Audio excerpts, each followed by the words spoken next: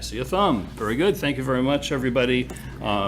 We opened up the meeting over an hour ago. We had an executive session, and now we're back. And the first thing under public session is, as always, public comment. Is there anyone in the audience, either in person or remote, that has anything that they would like to address to us? If there is anything you would like to speak to that's on the agenda, that's the good time to do that. I'll be happy to recognize your hand during agenda items. But if there's anything unrelated to the agenda, now's the time. Not seeing anybody. Seeing anybody remotely, going once, going twice. Public comment is closed. Next up is we have a reorganization item. Mr. Chair, I move the board to table the reorganization agenda item. Is there a second? Second. Okay, motion's been made and seconded. Into discussion? Yes. Okay. Take I discussion. will say technically, a move to table does not have discussion, but I will grant you that. Well, this is the second time it's come up, and I should have said something the first time. So I'm going to say things now that I think are important to the general public. When I have done research, and I've looked at many different towns, as a matter of fact, I did some research today, Boxborough, Hanover, Harvard, Wellesley, the MMA, Northborough, all say that you are supposed to rotate every year. Not when you feel like it, but every year you rotate the chairmanship. And you rotate that because the board loses its continuity. It becomes one person doing all the decision-making and letting us know what he chooses or what she chooses to divulge. It looks as though that's kind of a general thing that happens in many of the boards, that the chair stays on, and then the chair and one other person kind of know what's going on at the time. And the rest of the boards don't necessarily know anything. And they feel, why am I on a board if I'm not going to have any knowledge or any ability to add or create good for being on this seat and sitting here? So, there was a comment that's, the chair and I often discuss topics as FYIs, which then he communicates as needed. So when it's an as-needed situation, why do you actually need the board? Because we don't get to discuss. We ask to have things put on the agenda to ask about them. It's not the right time. Can you do it in a few months? And it's been historic that it's been like that. And I just don't think that it's as simple as just saying, well, let's just pass over this. Or we can't manage because we have a new TA that we're going to have. If we can't manage, again, we don't need to be a board. We just need one person to take care of it. So I don't think that it's fair to jump into a motion without a discussion and say that it's gone on for 3 years in a position that should have been rotated last year as well as this year. It doesn't bring the board to understanding what's going on. You're not bringing somebody else in to say, okay, this is what would happen if I wasn't here to be able to do it. It just stays in one person's hands. That, I don't think, is a good leadership position. And I don't think it's fair for the board to do that. So you can continue then with whatever you might want to say. Okay. Anybody have anything else? Just if I can just add, I mean, I sent the note asking this because I'm departing. I thought it would make some easier time for all of us to stay focused. But relative to other matters, I got a call about a structure fire. Those are the other things that I communicate to the chair that he then communicates out. The server being down at town hall over the weekend. Those are the other things. Just so I don't want the board to think there's other things other than those types of things that are on a regular basis with one member and not the rest. So I just wanted to make that clear. Thanks. I have a question. Sure. So we would postpone this until when? It would be essentially postponed indefinitely, but it has to come up by law and bylaw, the first meeting after the election. If anybody wanted to bring it up earlier, we have that fancy new future agenda item, and someone could bring it up there, and we could decide as a board whether we wanted to have a reorganization sooner than that. But it's... So choosing to not change anything, you're going against the charter. I disagree with that, but if you want to write a letter that council could review, then we could do that. Okay. Okay, so just to be clear, if we postpone it tonight and someone wants to bring it up again, they just put it on the agenda? We can decide as a board whether we want to have it on the agenda. Okay, Yeah. okay, But automatically, it's going to be on there the first one after the election, no matter what. right. Okay. Okay. Okay, I see a hand up relative to this item. Sure, come on up. I'll try to keep it brief. This certainly isn't the most important thing on the agenda today, but it's important to me. I'm Jacob Jones, Yeah. 106 Green Street. Great, thanks. For I agree with some of the comments that the member made. Simply from the standpoint of if the board wants to reappoint the current chair, that's just a simple vote, reappoint the current chair, then you've addressed it. I don't think the right procedure is keep kicking the can down the road. Meanwhile, I think we have at least 4 very experienced members of the select board, any one of whom could be the chair, and I think that cycling through that experience is healthy for a body like this. And finally, speaking as a member of the public who votes for select board members, we vote for select board members, not select board chairs. And we presume that every member of the select board that we vote for has the equal amount of power and authority within the board. And certainly the chair has some ability to set the agenda, and I'm not suggesting anything's been done incorrectly, but I just think that that role should be cycled, and that's my only comment. Thank you. Thank you. And I'll have a statement relative to that after the vote. Laura? I was just going to say, I fully understand the importance of rotating chairs. This year, with Tim leaving, has definitely added some complexity, and we didn't know that was going to happen when this initially came about. I think that this is going to make it easier through the transition process, but I understand where you're coming from. Okay, anything else from the board? Okay, all those in favor? Aye. Aye. Aye. Aye. Any opposed? have You to could abstain decide. if you want. Abstain. Okay, so 3 in favor, 1 opposed, 1 abstained, motion carries. I will briefly make a statement that if I am lucky enough to return to this board after the next annual election, I am hopeful that another member would be interested in taking the chair's role.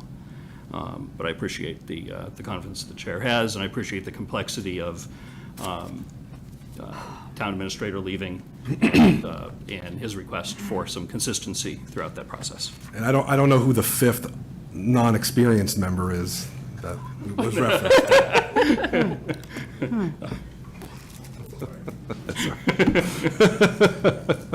Thank you. All right, moving along, continue the public hearing. I don't have to open the hearing, but we will continue the public hearing to consider petition number 303-19263 as submitted by the Massachusetts Electric Company, DBA National Grid, to install underground facilities on Valentine Road, Potter Circle, and Orchard Circle from P7 on Fay Lane and heading north, heading at P33 on Howard Street.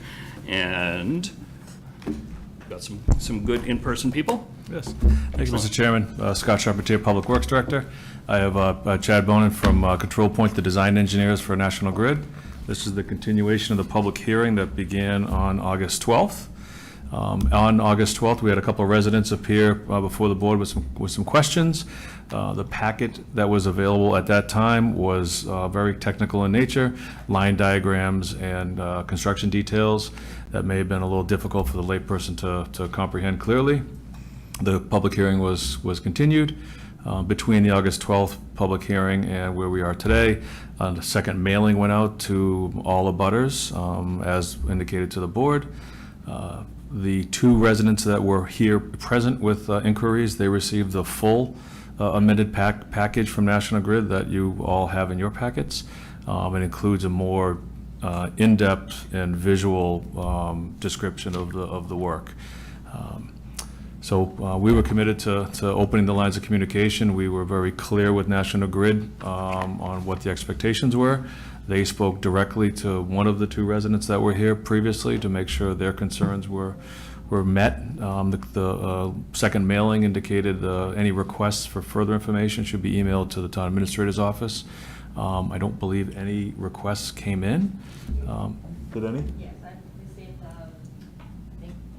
Okay, so eight email requests came in. I didn't get any inquiries from anyone beyond that, so we're here to answer questions. Chad's the technical engineer on the project. If there's any further questions, what have you, we're here. Chad, why don't you introduce yourself just for the record? Yeah, so I'm Chad Bonin. I represent National Grid as the design engineer for this project.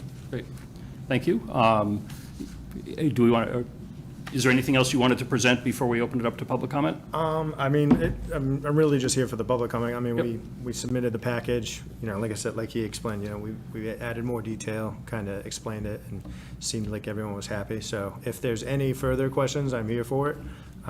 Or if there's anything you want me to explain, I can absolutely do that. Great. I do see a hand up from the audience. Nancy, you have something? If you could do me a favor. Yeah, we don't have an extra microphone. If you can, we'll make you the DPW director for the next couple of minutes. If you could identify yourself, let us know what's on your mind. Nancy Spitulnik, 17 Orchard Circle. And I was the person who last month came up and asked some questions. And I appreciate the information that National Grid sent out. I also had a discussion with Christopher Wellington, who gave me some good information. And I wanted to come back and clarify some of our conversations, some of the things that we had concern about. I have talked to people in the neighborhood, so we do have a better handle on what their concerns are. And first of all, I want to say that we're really all in favor of this project going forward. We really need this to be done. Not only have we had outages, but between last meeting and this meeting, Valentine Road had another outage, which just reinforces the fact we need this. The questions and concerns really concern the implementation of the project and its impact on the residents in our neighborhoods, and wanting some good information up front, so that people just don't have National Grid show up and start digging up the street in front of their house. So they really want some good communication about this. And these are just a few of the points that I heard from neighbors, and I can give people a copy of this. Here you go. Oh, you got one? Yep, I have a few extra if the chair wants one also. So these just a few points. Obviously, they want more notification about the project, when it will start, how long it will last, what exactly will be happening on the street, and will there be any work on their private property. So for instance, the work is actually going to be done on one side of the street, but obviously it's going to impact the other side. So they're trying to understand that. There's a question that the side that they're working on has the mailboxes for the house. And they may need to take those down. They said they would put them back up by the end of the day, but in the meantime, how does the mail get delivered? Will it be safe for our kids to walk to and from the school buses? Because they're going to be really impacting the street, and for us to walk our dogs. And what about trick-or-treaters on Halloween?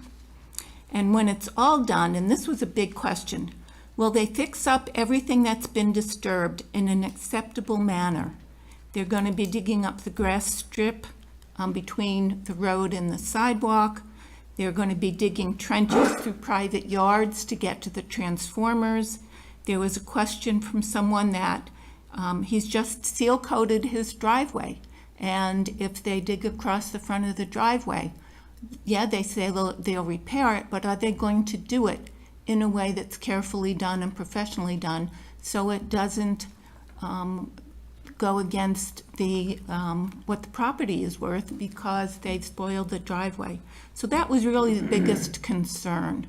And I would imagine that the town would come in and work with National Grid and have some oversight to make sure that that was done. And that was really the biggest question and concern. But other than that, National Grid has been very forthcoming. I had a good conversation with Christopher. All through the packet, they talk about we will have this contact. If they need to talk to someone, they can talk there. They can talk to the contractor. So they're being very open about the whole process, which is good, and we appreciate that.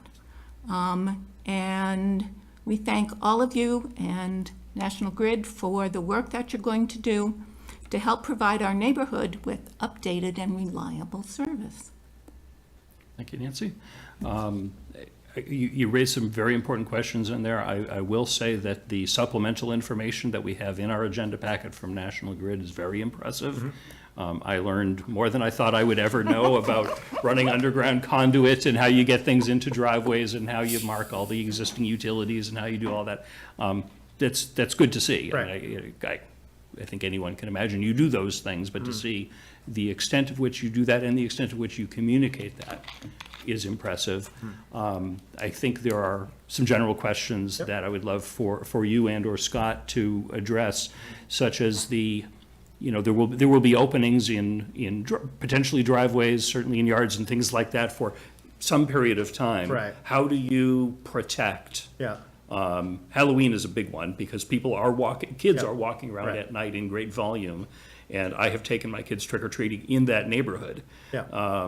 We don't live in that neighborhood. No, but- that's fine. But my kids have friends there. How do you protect and keep So that safe? we won't be doing the work before Halloween. So Okay. we still have to get this approved before we can get all of our permits and everything in place to even start the job. Okay. So as of now, today, I got a rough estimate of spring of 2025. Okay, So Halloween won't be involved by this. gotcha. The second thing is the drill that is used is called directional drilling. I know it was explained in that packet, but the minimum depth to bury wire is 30 inches. So it won't disrupt mailboxes or anything like that unless somebody dug a mailbox 36 inches in the ground, which I don't think anyone has done. So it's a minimum of 30 inches. Yep. So if you come across something, we have to go under it, you can't go over it. So there should be no disturbances of driveways or sidewalks or anything like that, unless there's that like small chance something happens. But typically in a neighborhood that's like this, that's not common. The only digging that will happen will be for the handholds, which are right outside of those small little green transformer boxes that you see throughout the neighborhood. And that will be done with a small excavator and a vac truck, which will suck out all the dirt to keep the yard and everything clean, so there won't be a pile of dirt sitting in someone's yard. And then as for that, there'll be the safety precautions of, being coned off or whatever for that area that they're working in. But I mean, it's not gonna be the whole street. So as for like walking a dog or whatever, you might have to just go around the work zone for a minute, but then you can get right back onto the sidewalk and continue on.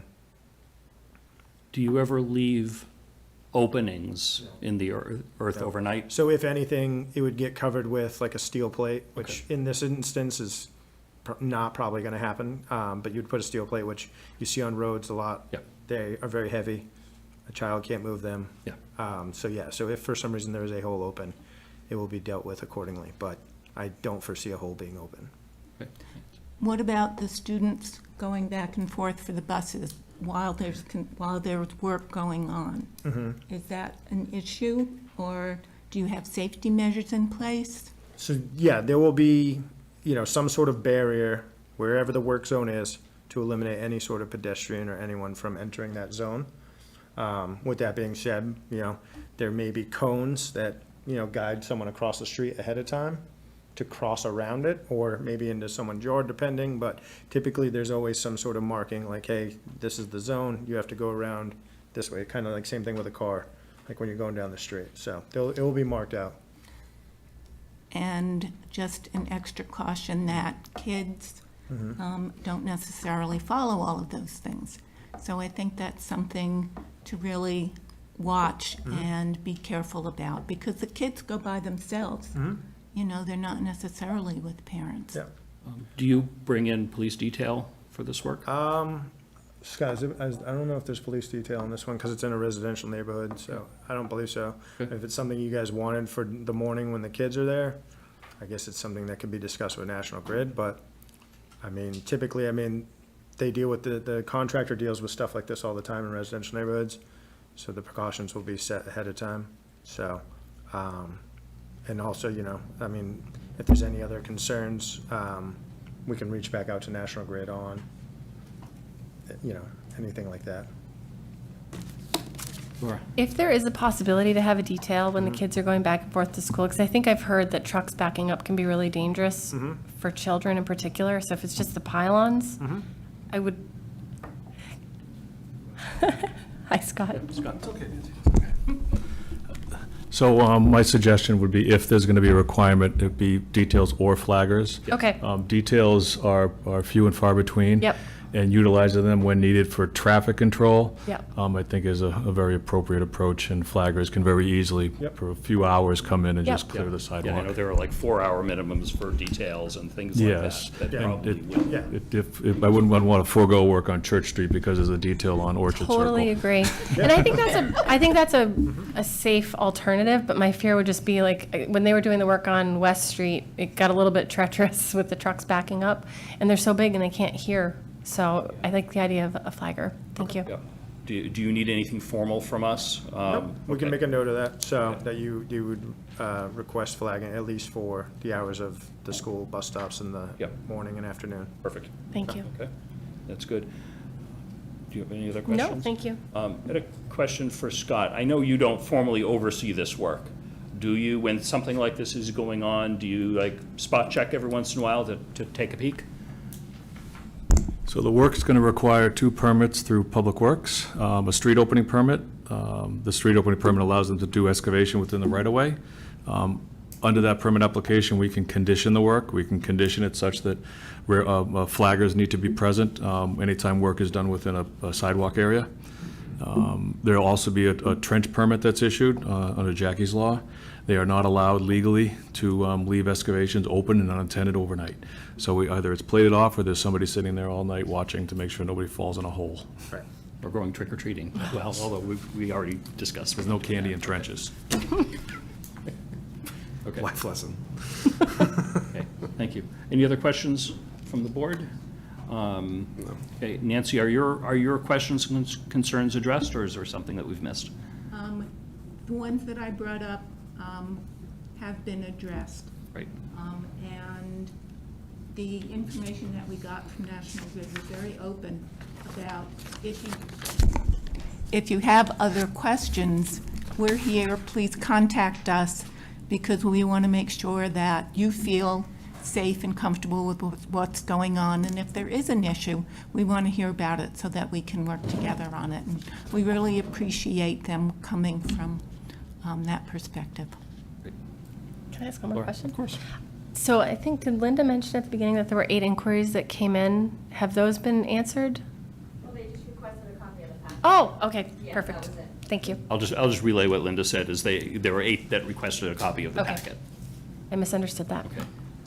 Yeah, this one's fine. Okay. All right.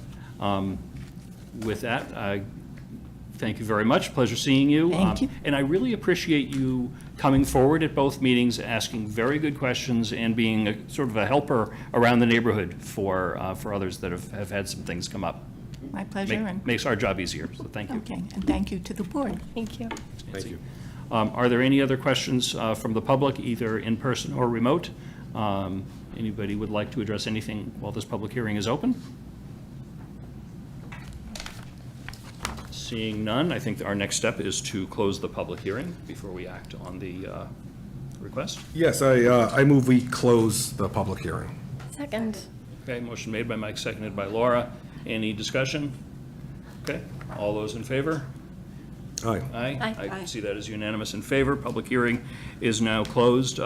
Board members, are there any other questions or comments before we act on the petition? Thanks for coming in. Yeah, thanks for having me. Thank you. Thank you. Okay. you. Is there a motion? Yes, Mr. Chair, I move the board vote to approve petition number 303-19263 as submitted by Massachusetts Electric Company, National Grid. Second. Okay, motion made by Mike, seconded by Laura. Any other discussion? All those in favor, say. Aye. Aye. Okay, I see that as unanimous in favor. Thank you very much. Thank you, Scott? Mr. Chairman. Thank you very much. Chad, I don't know where you ended up, but thank you very much.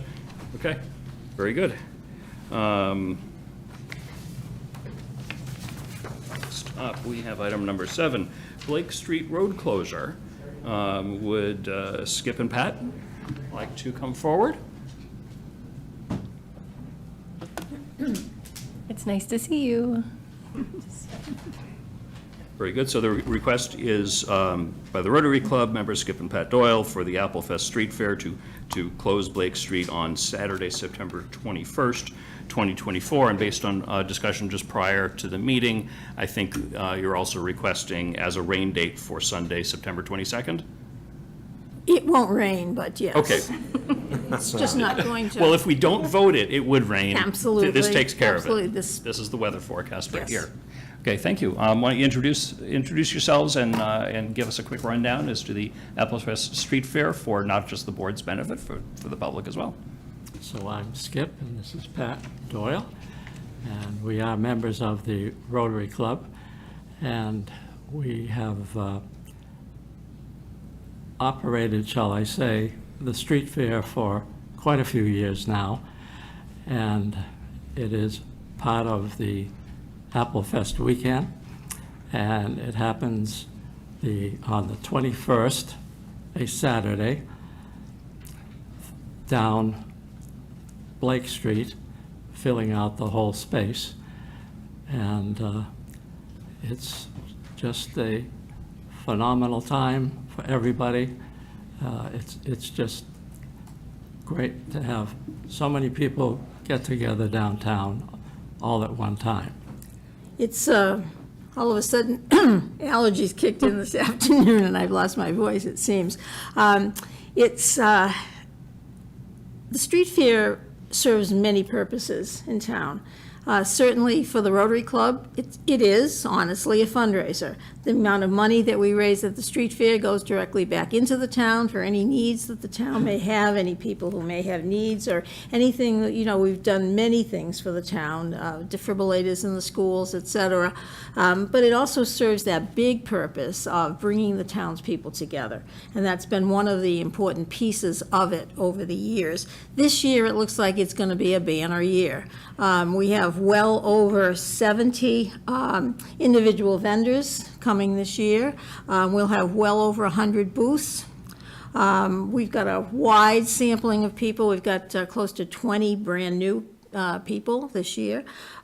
We've got things like Mike's Vending and La Miette Lamai and Ullman's Ice Cream and Ashburger and Kettle Corn and Northborough House of Pizza for food.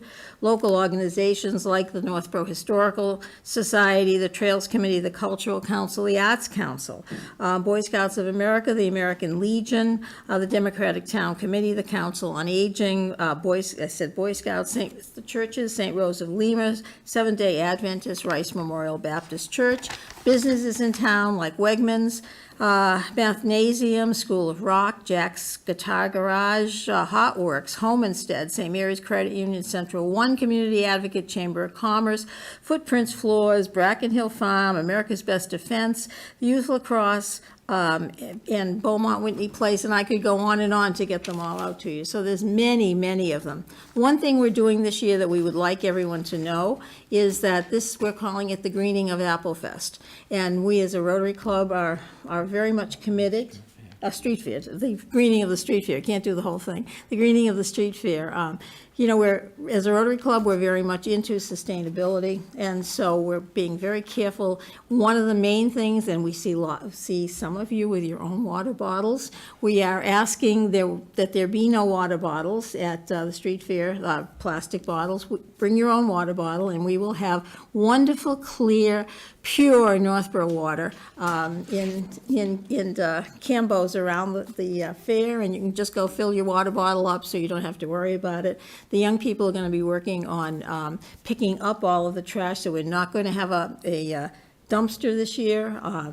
Hopefully, people will take out what they bring in, and the kids will be showing sort of like an educational thing of what are the different types of recycling and where should things go. So that's our big push this year is the greening of the Apple Fest Street Fair.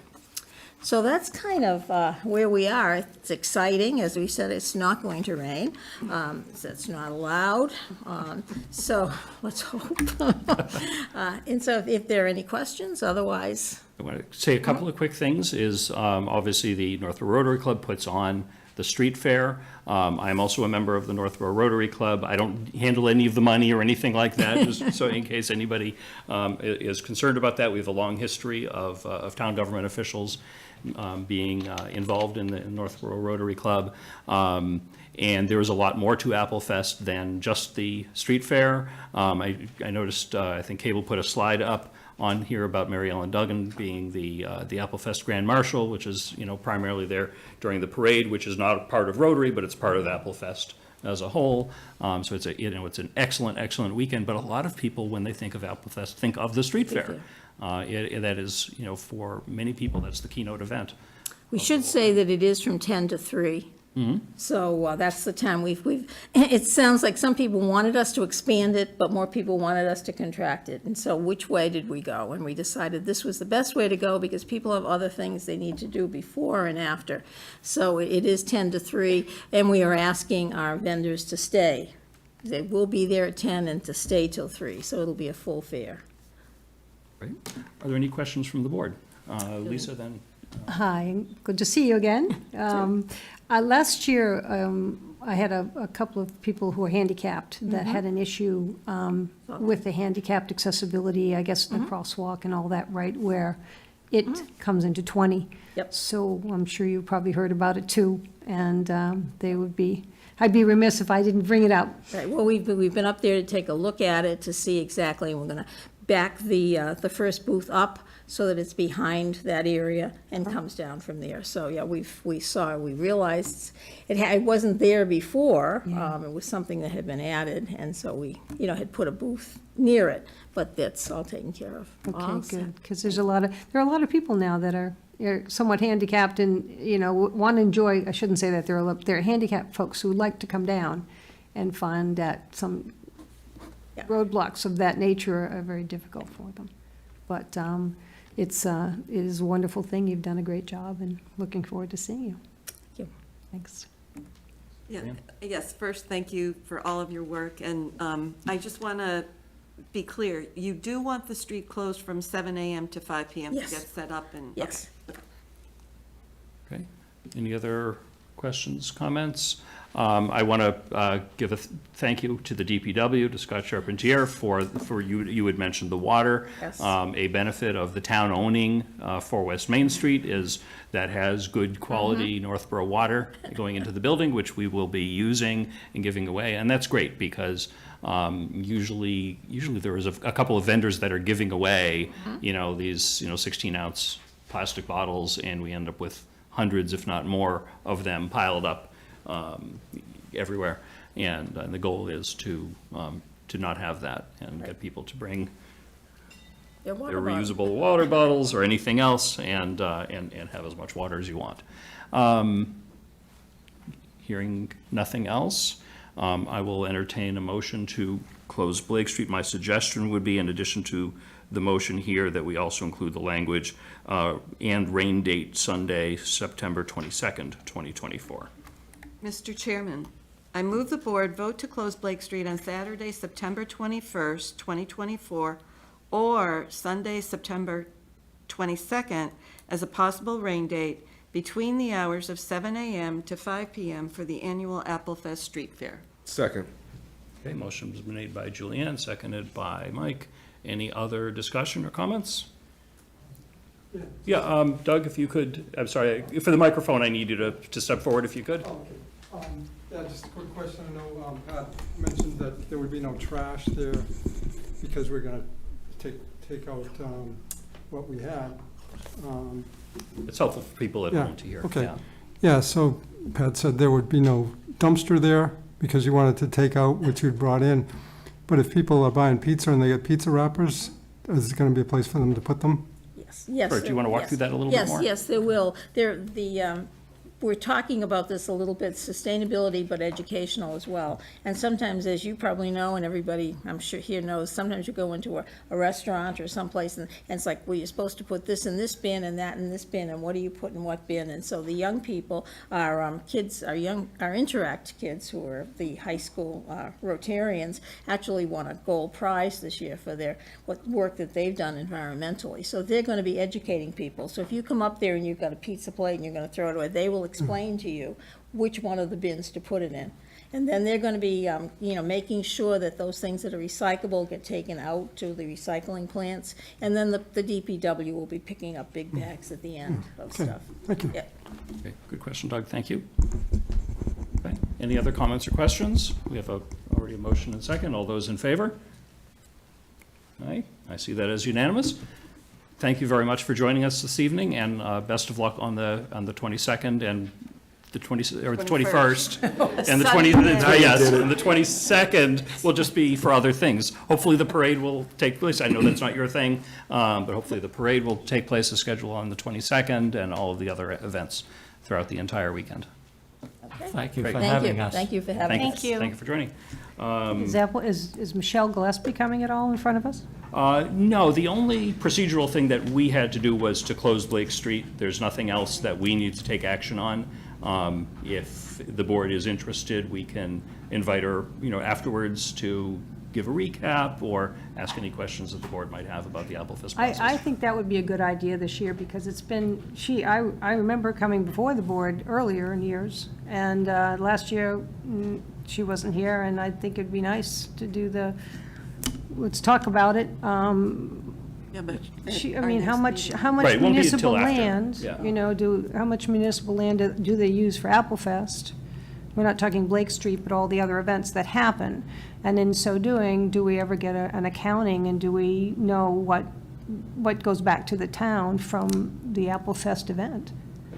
I might suggest maybe you could write a few things down that we could send to Michelle and the Applefest committee, and we can invite them to, our next meeting is the 23rd, which is just the day after Applefest. Okay. Maybe the one afterwards, because they're probably going to be sleeping late that day, because everyone's so busy.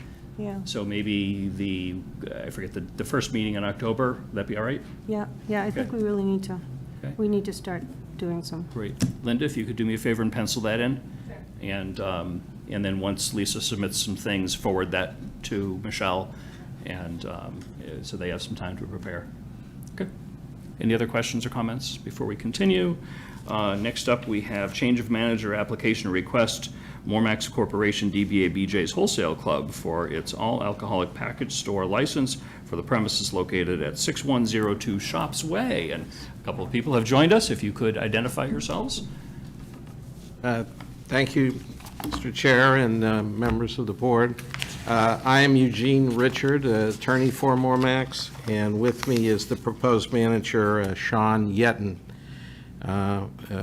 applying to be the on-premises manager. Mr.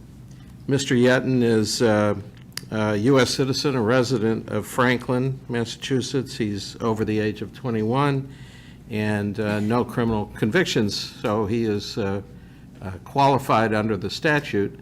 And briefly, he is also very experienced. He has worked for BJ's in various locations for 11 years and in various states. And has been in a number of clubs that sell alcohol, not all in Massachusetts, but these laws are very similar when you go state to state. So he's very familiar with the basic laws and procedures that apply at the store level and point of sale, and all phases of BJ's operations as well. And a lot of, in an organization in the size of BJ's, a lot is computerized, and there are all sorts of procedures and safeguards built into their systems. So he's well aware of all that. I believe I mentioned he's tip certified, and I would just say, pending any questions from the board, we request your approval of Mr. Yetton as the on-premises manager. Could you do me a favor and introduce Yeah, yourself? no, even though we've absolutely. been talking about you? Ryan Yetton, 15 Summer Street, Franklin, Massachusetts. Been operating the BJ's Club in Northborough for about 6 months now, just getting back from Pittsburgh, Pennsylvania, where I opened that market. Also owning and operating license out there for beer, wine, and liquor. Excellent, thank you. And we have a letter in our packet, in addition to your application information, from Detective Christopher Bazell, basically saying that he conducted a background check, and having conducted this background check, I have no concerns to report to the board. I happen to see our police chief in the back of the room. I imagine there's nothing new to report on that? That's exactly what I would have said, so he wrote it well. Yes. I wish. Okay, very good. Any questions from the board? Lisa? I just, you coming back from, what is it, Pennsylvania? Yes. So are you then the director of all the liquor stores in all these different areas, or? No, I act in a club manager position and capacity, so I've specialized in opening emerging markets for the last 6 years. So I did some clubs in Michigan, Ohio, and Pittsburgh, and then most recently had the opportunity, because I'm born and raised in Rhode Island, to make my way back to New England and take over this club. All right, because that's been, I mean, they've had it there for quite some time. 12 years, I believe, for Yeah. that location. So do you think you'll be doing anything like a special open house ribbon cutting or any of that, or just business as usual? and they Nothing won't even know special, it's you? business as usual, just replace and movement. Okay, thanks. Well, good luck. I mean, a free sample of your department. Can't have Just- this. I don't think we could do that. That's not good. See, I'm not experienced. Yeah, that's what it is. There's free samples of food often. Right, right. Yeah. See, I it's, don't believe yeah, that. Never alcohol. balances each other out, but I don't have any other questions. Okay, thank you. Well, Yeah. so you're going to be manager of the whole store? Correct, yes. Well, congratulations. Thank you. Yeah, it'll be number 6 that I've had. Wow, wow. Well, that's a good recommendation right there, I guess. I hope you stick around a little while. Appreciate it. Yeah, good. Will there be will there be any other changes at the club when you take over? No, I've been acting in place for the last 6 months in collaboration with the previous club manager, Malika Harris, who held the license. So everything will be business as usual. Great, thank you. Great. This is not formally a public hearing, but if there's anyone in the audience that has anything that they want to address, feel free to raise your physical or electronic hand. I'll be happy to recognize you. Seeing none, seeing no other questions from the board, I'll entertain a motion. It's quiet, it must be me. I can't see the It's name. it's cut off. Is it me? Yeah, can't see it, all right. I move the board to approve the application as submitted by Mormax Corporation, DBA, BJ's Wholesale Club, for a change in manager for all alcoholic beverage package store licensed for premises located at 6,102 Shops Way. Second. Okay, motion made by Lisa, seconded by Julianne. Any other discussion? All those in favor, say aye. Aye. See that as unanimous. Ryan, thank you very much. Welcome formally to Northborough. Wish you lots of success. And Eugene, thank you very much for joining us this evening. And all set. If there's anything the town can ever do to help, let us know. Absolutely. Thank you. Great. Thank you. Thanks. Thank you. Nice to meet you. Next up, we have Fire Station Building Project, construction budget request. I'm going to bring in, let's see, Chief, do you want to? Okay. Come up if you want me to. In the anticipation of there being questions, sure. I see just Tim. I'm going to assume that Tim is Should be just Tim. He was on Tim the road. Ellis. Remember, Yep. he said he was Okay. Yep. Okay. He didn't have his last name on there, so someone named Tim. I'm trying to bring you into the meeting. I assume that you're Tim Alex from Colliers. And is that Dawn that I see back behind Fran? Mm-hmm. If you would like to come forward as chair of the Fire Station Building Committee, that would be great.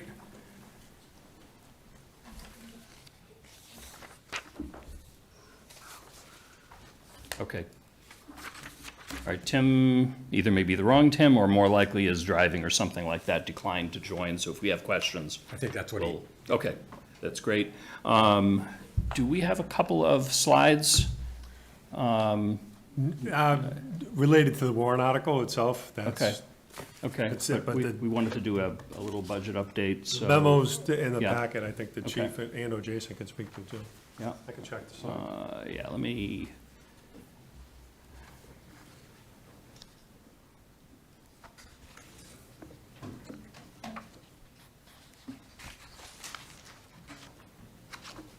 I mean, the short version of this, I'll just relay, because I'm also a member of the Fire Station Building Committee, is that, early on, early on, the first cost estimate that we had was somewhere between 45 and 49 million. And then through the series of, refinement of design and everything else and further cost estimates, we've got the final budget figure down to 41,364,992. We're expecting roughly $1.9 million worth of rebates back on energy conservation measures. Geothermal is the bulk of that. We'll also expect some on EV chargers, about $50,000 back on that. And solar panels, I think it was 73,000. Something like that. Something along those lines. If you actually add that up, it's a little over $2 million, but we're using the $1.9 million figure, so that is what results in the budget request of, I know it was on here, 39 million and change. Is there anything else that? No, yeah, the 39, so the 39 million is not the number that would be on going to town meeting. That's the number we would hope to borrow. Yep, so seek approval from town meeting because you need to appropriate the entire project budget for any project. And that's the same with, say, a school construction project where you might get 50% back on that. You still need to appropriate the whole amount so that the town can have that cash flow of the whole process. But the, Jason can speak to this better than I can certainly, that the anticipation is that the rebates that we just talked about come back early enough that we would not have to do long-term borrowing on that roughly $1.9 million. Correct. The assumption was we may have to do some short-term borrowing, but we were hoping we didn't even have to do that. Yeah. And we probably wouldn't even know those details Right. until we get into the project. Jason, I didn't know if there was anything else that you wanted to add at this point. I know we've got. You handled it perfectly. Thank you. And I know that we've had discussions about this project in a lot of these details several times, and this is now essentially the final one that we've already opened the warrant and closed the warrant, and today's job is to set the final language on the warrant articles and so forth. So that would be the next item right after this. But now that this is, the Fire Station Building Committee has formally made the request for the $41,364,992 as the project budget to be requested at town meeting, it was appropriate to bring them before the board and see if the board had any questions. Lisa? We talked about, you just mentioned solar panels. And I'm concerned that if those solar panels go in, that the trees behind that building are going to be cut down because there won't be enough light coming into the solar panels. How can we make sure that isn't going to happen? Well, the solar panels, the plan is to make the building solar ready. Whether or not the panels go in will be something that the committee or the town will have to decide. As far as them, of the trees being an issue, we can flat mount them on the roof and the trees won't bother them at all. You mean trees won't bother the obstruction of the light? Flat mount them, the sun's coming straight down. Because that's a huge worry, that those trees are going to be gone, and the people that live up on the hill won't have any protection. No, we have no intention of taking those trees down at all. In fact, that was one of the big discussions we had with clear cutting that whole area in order to get the slope down and get rid of the wall. And to do that, we would have had to clear cut that whole hill, and we didn't think that was appropriate for that reason. Exactly what you said, Lisa. And in the end, we still couldn't have done it. Yeah, it's not fair to the neighbors. Yeah. So we did have, at the same time that we did the geothermal survey, we also did the survey for the solar panels. So someone has already looked at the angle that the sun comes down different times of year and confirmed that the building is fine for solar without the removal of, of any trees other than what is already going to be removed to build the station. And then how far after would you go for solar panels? So the budget currently has the estimated cost, $230,000. Yeah, it's an estimated cost, but yeah, it hasn't been designed yet. Hasn't been designed. So you're required under code to make a building solar ready. So that is in the building project. So that's in what the architects have done the design work on and what will be bid and constructed.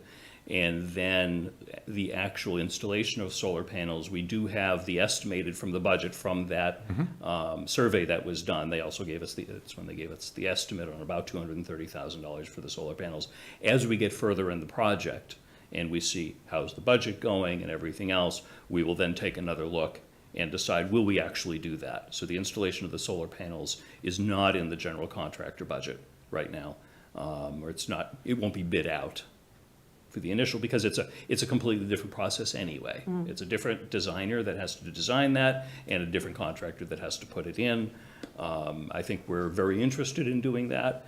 Modern buildings right now consume electricity as their source of energy, and so anything we can do to offset that would be a good thing. Well, do we have a contract of how much we actually make on the solar? Because sometimes solar panels, if you don't own them, you make 2 cents on the dollar. So the intent that we have discussed, again, we haven't made a decision on it yet, is to purchase them outright. Okay. And that's part of that 230,000? Correct, yeah. But there are options. I know, Tim is exploring options for other municipal buildings, and there are different ways of doing it. The most cost-effective way, if you have the funds to do it, is to purchase them outright, because then you're not sharing that electricity or that money with anybody. That goes right to the town. Right. Well, that sounds like a better idea. And then if that's the case and you do them, what about those light? The monitors, the roof Yes, monitors? roof monitors. So the monitors were actually in the original design when they had talked about putting the panels on those monitors. However, there's plenty of roof space where they can put the monitors flat mounted. They discussed that as well. We discussed that as well. And different options for it, so it wouldn't affect them. So they'll still be out? Well, originally, the original plan had 3. After discussion and looking at the price, we cut down to 2, so there's 2 roof monitors on the roof now. They're angled in such a way that the panels will go on the opposite side from the windows, from the glass. So they fit in well with each other, and there's additional roof surface area to add additional panels beyond just those 2 monitors. Correct. Are you all set, Lisa? Yes. Okay, Mike? Just to follow up, would a decision to actually install the solar panels be a decision by the building committee, or would that come back to the select board? By the building committee. By just the building committee? Correct. That decision? Yeah. The building project under town charter is under the town administrator. So in theory, if this board had a strong opinion either way on the solar panels, at some point the board could weigh in and issue a directive. Typically, the board doesn't get involved in details like that, but it's open to that. I have one other question then. Sure. Page 2. It talks about the impact to residents and single-family home values. Sure. Can we talk about that? Why don't we ask Jason to come up if it's a tax-related question? You want to stay here? Sure. You have to move. Don moved faster. I tried to get off the seat, but I didn't. There'll be no kneeling going on. Thanks, I appreciate that. Okay, I'm looking at, obviously, the chart that you have, and I'm sure that the general public is going to be wondering about this question, so that's why I'm asking. So if I look at this chart, nothing is going to come out of our taxes of next year, right? 2025, or are we in 2025 right now? We're currently in 2025, Okay. yes. So, so then 2026, if I have an $800,000 house valued at, so I'm going to be paying $538 per quarter or per year? Annually. Annually, okay. So all of these are annual. All right, did you hear that, general public? Because that question keeps coming up. So, all right, that's just what I wanted to clarify. Thank you. So the next page is a more detailed debt schedule, Okay. which goes to the trouble of breaking it down to monthly and Actually daily, yeah. So,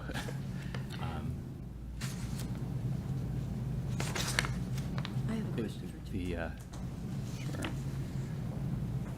you can see all those increments Okay. there on that So page. Lisa mentioned the first year, which a lot of people they want to know because that's the first year that they'll be paying taxes on it. As with most municipal bonds, you're paying.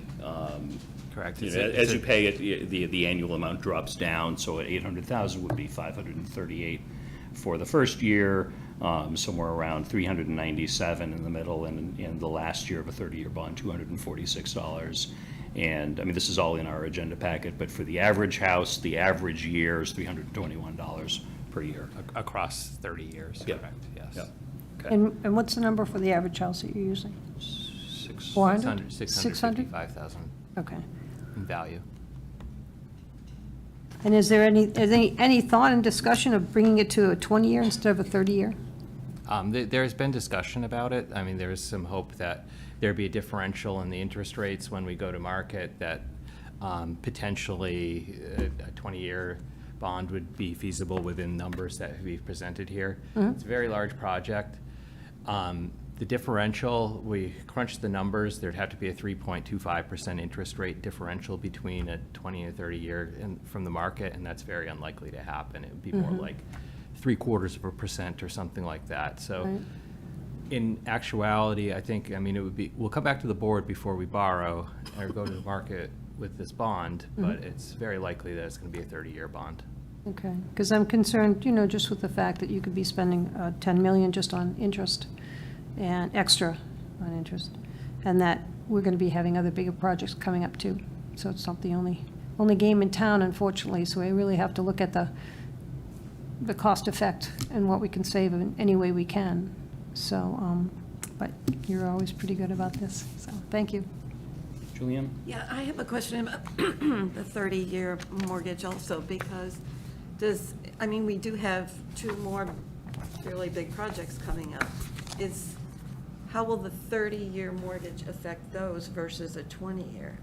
Well, I mean, I think going back to the financial trend or financial summit meeting that we had in August, I think we tried to project out and looked at some of these big projects that are coming, the first being Peasley School, and that we modeled about $45 million of debt for that project being added on in 5 years or so. We're still within our locally set financial policies for debt limits, so we're still within that. It's tax impact either way, but it's within our internal policies to be able to fund both of these projects. And I think we haven't run the numbers yet for another big project afterwards, but for, say, a town hall or something of that size, we haven't run those numbers out into 20 years from now or something like that, if that answers your question. I think that's the point of how municipal debt is usually structured with declining principal. We're making a level principal payment, and as time goes on, the interest declines. So the assumption is that, there's going to be future projects that are being done. Right, okay. Well, I know we've got a feasibility study for the police station coming up too, so that could also be in the mix. Yeah, from what I understand, that what's being discussed for the police station is much smaller in scope than building a new building. So just a renovation of the building? Right. Other questions? Julianne? So I guess this will be a question for the committee. The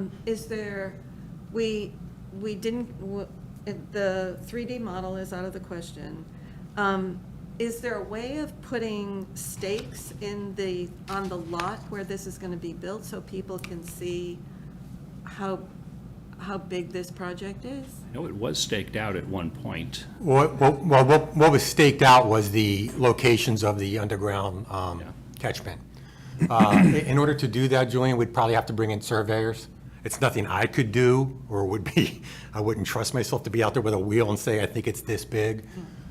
Is it doable? I guess, but I don't know if there's the plans are pretty easy to look at, so it's truly up to the committee if they wanted to spend. Seeing it in real life is. But we have no money to do that at this time, left Well, in you've our. already had the surveyor, right? We've had the surveyors survey the lot size, but they haven't surveyed where those stakes would go to lay out the building. Yeah, someone would need to do a survey to mark the corners of the building. Right. And they know geographically where they are going, but for someone to walk out there and say, this is the GPS coordinate of this corner, and put something in there, someone someone professional needs to do that. And that would be, I have no idea, but there's no money left in the committee of the 3.49999. well, I guess, does anybody else think that it would be a good visual for the taxpayers to? I mean, I guess it might be, but specific to us executing the warrant, Right, that's true. you know. That's Right. true. I see Scott about to volunteer some information. I'll kneel again. I'll kneel again. You can stay, Jason. He's gonna move anyway, so Don can come back. Yeah, so the land surveyor who did the original project survey would have to come out and stake it. I don't think it would gain a lot of, or add a lot of understanding of the size of the building. If it was an open field, excuse me, and you're looking to lay out a shed, a pool, a deck, a foundation for a house, yes. This is a significant sloped property with a lot of vegetation. Without a lot of clearing out there, I don't think you'd really, I mean, I would have a hard time probably grasping the massing just based on a bunch of stakes in a field like that. Staking out the gongplex, that would be a lot better, because it's a nice open space. That's not what we have here, so it may not gain what you're hoping. I know what you're looking to get. I don't think you'd get what you want out of it. Because we're gonna need to dig into that hill. Yeah. And so you'd have stakes that would be up the hill, when in fact that you'd have to look from the sky down to see. And you wouldn't see them because of Yeah. all the vegetation Yeah. on the hill. And the But building. you would see how big the front is going to be. Because that's pretty clear already. Yeah, the two front corners, that you could see clearly. Yeah. The building would look obscured in size because of the slope. So it's not a square plane, it's this big slope, so it's Yeah. gonna look odd. It's gonna look massive on this hill, and it's not, when you flatten it out, it's not like that. So I think it'll be just, it won't accurately represent what the site would look like, I don't think. Okay, thank you. Thanks. The questions? Okay.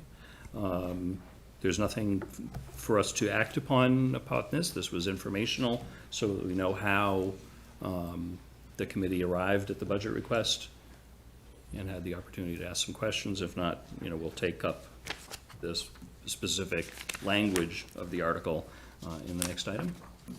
I just want to, I thought we were already on the meeting warrant item, so I apologize, Julianne. If I was like, oh, it's not pertinent to we weren't even on that item. that's fine. I'm not paying attention. so- Obviously, these two are very close. They're very close, but I just wanted, Thank you. Okay. I can't think of anything else. I, certainly want to thank the building committee for working very hard to get down from that $49 million number, which terrified everybody, down to something that is at least more manageable. Certainly, it's, more than we thought it would be at the beginning of this, certainly when we did the feasibility study a number of years ago. But time intervened in a way that construction inflation really hurt us. So that's just where we are. Okay, thank you very much. You want me to stay for the next in case there's questions, or? I can. I'm going to say probably not. Maybe you stay though, because because we're talking about numbers. That's a good thing. The money man.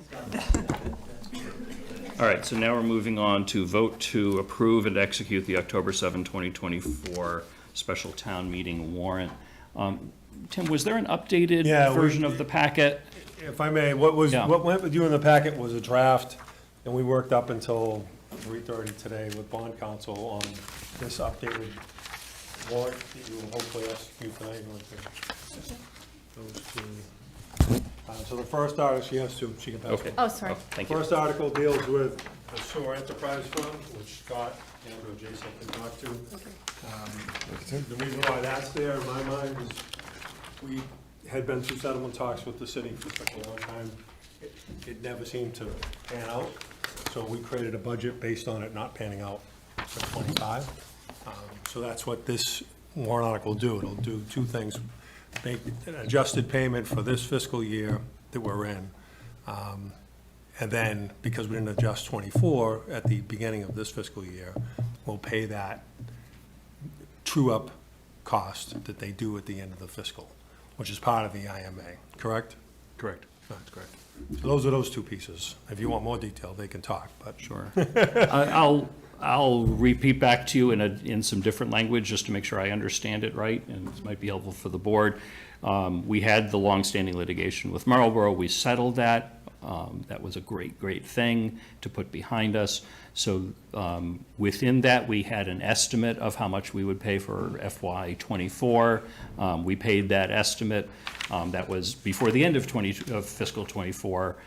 So now that fiscal '24 has ended, Marlboro was able to sort of look at the final figures and send us a final bill. My understanding is we agree completely with that bill. We feel this is appropriate and this is a normal part of the process. It's just a little bit weird because it's coming late relative to this whole IMA process. And so we need to pay a prior year bill of $148,000 to fix FY '24, and then just now that we've seen a number of real years going back in the past, we have a good sense for what FY '25 will look like, and we're appropriating another $100,000 to that. And all of this is coming from the Sewer Enterprise Fund, which is funded by the ratepayers and not by the property tax levy. Do I have that right? That's perfect. Okay, very good. I'm not volunteering to present this at town meeting. You just did. Anybody have any questions on, this is Article 1.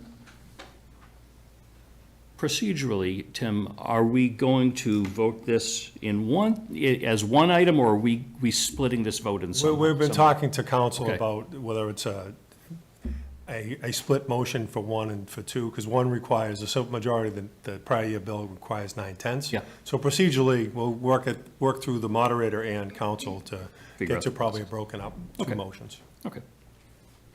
Excellent. And Article 1 does go to what we've already put in town meeting in May, that said we had the money set aside. This is just to Yeah, finish your it rates up, have right? always been reflective of what you would have paid in anticipation of a settlement and a new IMA. So the money you've been raising all along is available. Right, but, I mean, we already had a town meeting, I thought we already had that article. So town meeting, why don't you explain? Certainly, Mr. Chairman. So the town meeting article, the approximately $7.6 million, that was to pay prior year's bills. So the settlement agreement with Marlboro addressed short billings from the town to Marlboro for all the years in litigation. We continued along the prior IMA's protocols throughout the litigation process. Once the litigation ended under settlement, the agreed amount was that 7.5 number. That was what that article was. Okay, all right, then that is different, okay. Did I see any other hands up? So is it 2 votes? So Yeah. Article 1, it At looks. town meeting, at it will town- be yeah. broken into Oh, two. oh, yeah, yeah. Because of the number it's required for it to pass.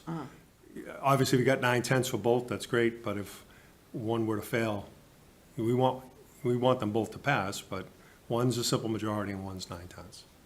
The fire station building project is 9/10? No, This no, is all Sewer Enterprise Fund Article 1. Article that we're 1. talking about. Oh, Yeah. okay. Yeah, there are 2 appropriations within that, one see, for I see, prior year, okay. one for current year. Prior year at a special town meeting requires 9/10 majority.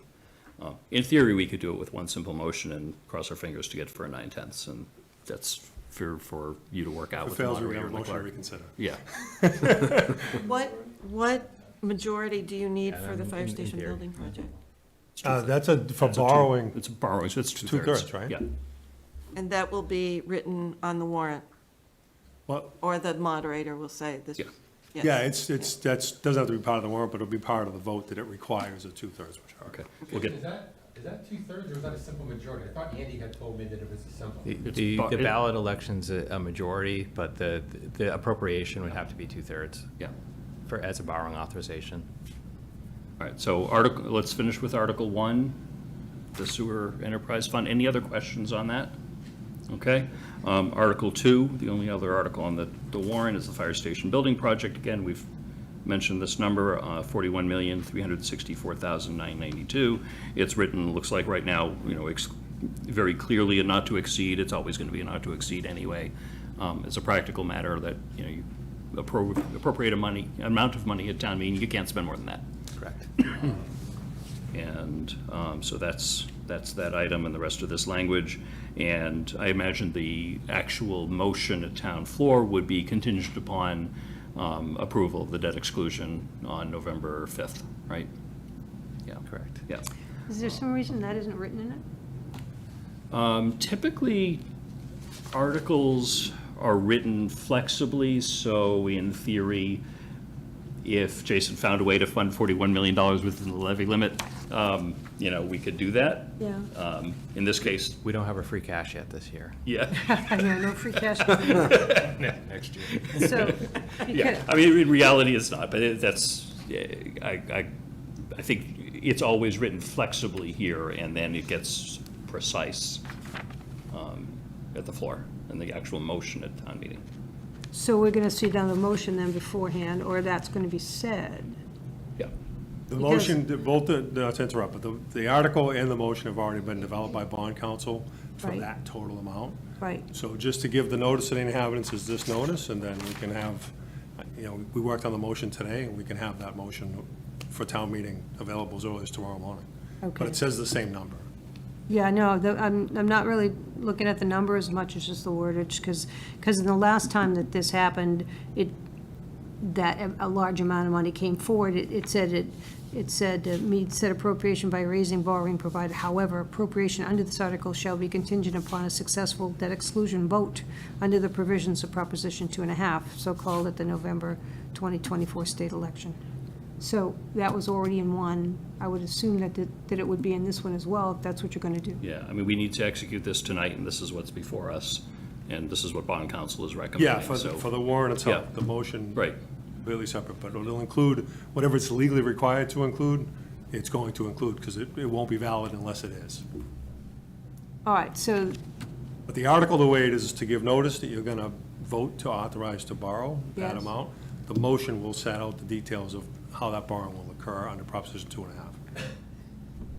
okay, because I mean, I just want to do the legal stuff right, so, Yeah, again, we're gonna rely on bond counsel Yeah. for both the article number 2 and the motion for number 2. well, having a limit on the sum is really what my concerns were. Yeah, I added the not to exceed, I went to bond counsel with that. Yeah, so I did see that. So that's the modification from the original one from over the weekend. Okay, thank you. Okay, any other questions, comments on Article 2? Okay. And then, excuse me, you have 2 reports from Appropriations Yes. Committee and Financial Planning. Yep. That were attached Friday as well. Yep, I give a lot of credit to both of them. The financial planning is the one I saw first. They did a very thorough job looking through a lot of the history on that. Honestly, it's a really good, just lesson in the process, not just looking at the numbers. They did a great job. So my understanding, I know they both voted to recommend the project. Appropriations was unanimous. Financial planning, there was one in opposition. This board isn't voting tonight on recommending or not, but before town meeting, it'll be our next meeting, we will take a vote to recommend both of these articles, as we do typically for, prior to town meeting. If there are no other questions, the next thing we do is we execute the warrant. So that would be inserting, the final language, and then I assume Tim or Linda has some stuff for us to sign, or, will come in very soon to do that. I'm sorry, did I say a question? Yeah, sure, come on up. Is there a folder up there? If okay, I just wanted to make a public comment on the question. Yeah, absolutely. Of the Article 2. Yep. Jacob Jones, 106 Green Street. Hello again. I wanted to say a couple of positive things. I went to several of the fire station building committee meetings, some in person, some nobody saw me, but I was behind the screen. And I did, after speaking with a few members of the committee, I did start to hear a lot more questions about cost impacts on the taxpayer, and I was really appreciative of that, including some questions that we hear today from this board about impact on the taxpayer, which I'm very concerned about. Also, I had spoken with the chief about comparables and for fire station costs, and I did see in the materials that were released recently that there was some more information about comparable projects, and that I'm just saying thank you for that additional information. Also, thank you, I guess to the other committee, but that I had, I was very concerned when I saw those numbers 45 to 49. The fact that we're now talking about 41 and change gives me some comfort. I will say for conclusion of this comment, is that going forward for similar large public building projects, I would really like to see instruction to the, whatever committee is over it, that they start out with a budget idea, that we don't give a blank check to the designers, which was done in this case, and they had the opportunity several times to talk about a budget. And so when I hear our good financial director, I forget Jason's title, talk about that we are modeling, he said, $45 million for the Peaslee School, and that's supposed to give us all some comfort here in the amount of taxpayer burden over the next, we're talking 30 years stacked on to 30-year notes, onto 30-year notes. I mean, we're going to be 3/5 of the life cycle of this fire station when it's going to be breaking down, needing maintenance. Many people here won't even be here anymore. I will. And we're going to be still paying for it. In addition to, when I heard the $45 million for the Peaslee School, the thought that I came into my head was that sounds a lot like the $17 million for the fire station that the town was told about 5 years ago. I don't put any faith in a $45 million guesstimate, no offense to anybody, for a school, given what schools are costing these days. So when we're looking at the amount to the taxpayer, I as a taxpayer here in this town, I am uneasy about the tax burden to the taxpayer in this town compared to what we receive. So I think that always we need to be cognizant of that. I'm unhappy that this thing costs 41 million, or give or take.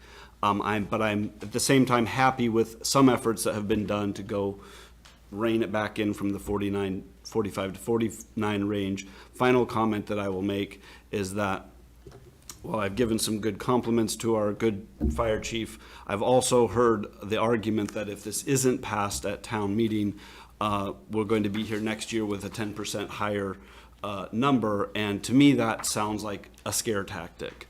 And I don't like the scare tactics to be able to extract my money.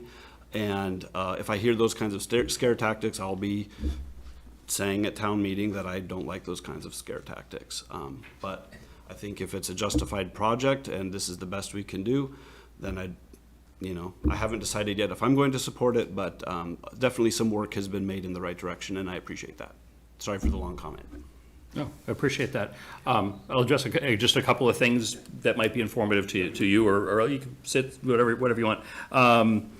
For the $45 million for the Peaslee project, that is the rough estimate of the town's share. So I think you were anticipating roughly a $90 million project, which is more in line. More like what I would. Yes, right, yeah. Right, So so- the state pays roughly kind of sort of half of something like that.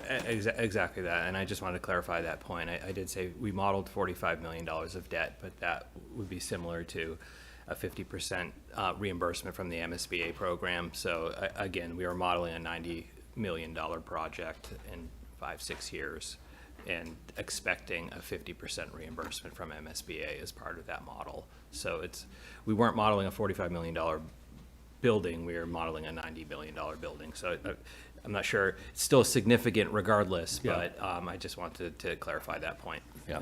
So the state of Massachusetts provides significant cost sharing for schools and libraries, and zero cost sharing on just about everything else. So that's why we're not talking about getting 50% back from the state for a fire station, because they don't do that yet. We ask every year, and that's the answer we get. And the other piece I'll address is being able to set a budget at the beginning. It's really impossible to set a number at the very beginning because you really don't know what you need. So the process that we are actually, tomorrow night is the first feasibility committee meeting for Peaslee.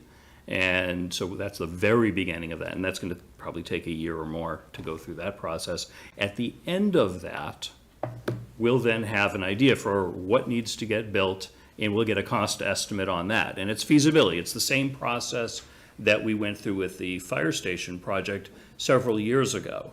So we concluded that in 2019, and that was, roughly $18 million was the estimate at that point. If we had been able to acquire the land right away and get started right away, that would have been the budget that we would have started with, and that's the normal process.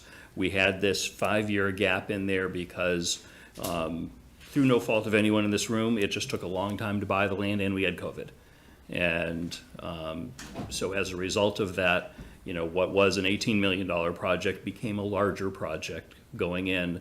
Where I think we probably could have done a little bit better is at the very beginning of that process, gone to the project manager and say, hey, that $18 million project from 2018, 2019, what would that cost now? And we would have been better prepared for what this would have been. In retrospect, we did have him do that, and it came up to match what we've got now. I hope that provides at least a little clarification, Jacob. Thank you, Mr. Chair. Great, thank you. Chief? Yeah, I just wanted to mention, I've heard several times a threat tactic of say we're gonna be back again. That was never the intention. The committee discussed what our plan B would be.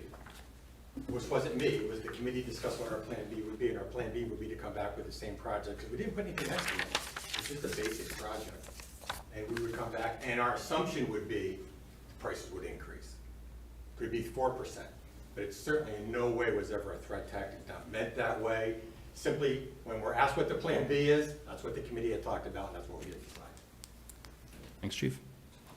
I know I wouldn't be very popular for saying what I might say right now, but operationally, we would have to look at a reduction in the fire department if we don't do this, right? Because it can't operate in the place it wants to be, especially if you get a grant to hire 8 more people.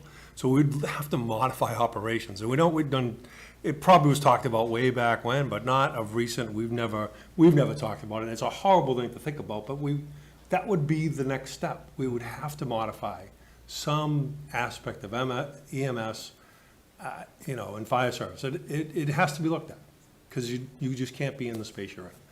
And I know I'll be very unpopular for saying that, but I love the guys, My father was in fire service, I'm with you. But it's not, we gotta modify it if you're not gonna do it. So I'll break the egg, sorry. Good, thanks, Tim. Yeah, and I would just say, seeing the videos and touring the building, I mean, the firemen are a lot tougher bunch of people than I am, but, I would say the conditions that they're working in, that they're in that building, some could describe as scary. They're not asking for a building because, right, it's a nice to have. It's a need for them to have safe living and working conditions that the current building doesn't offer, so.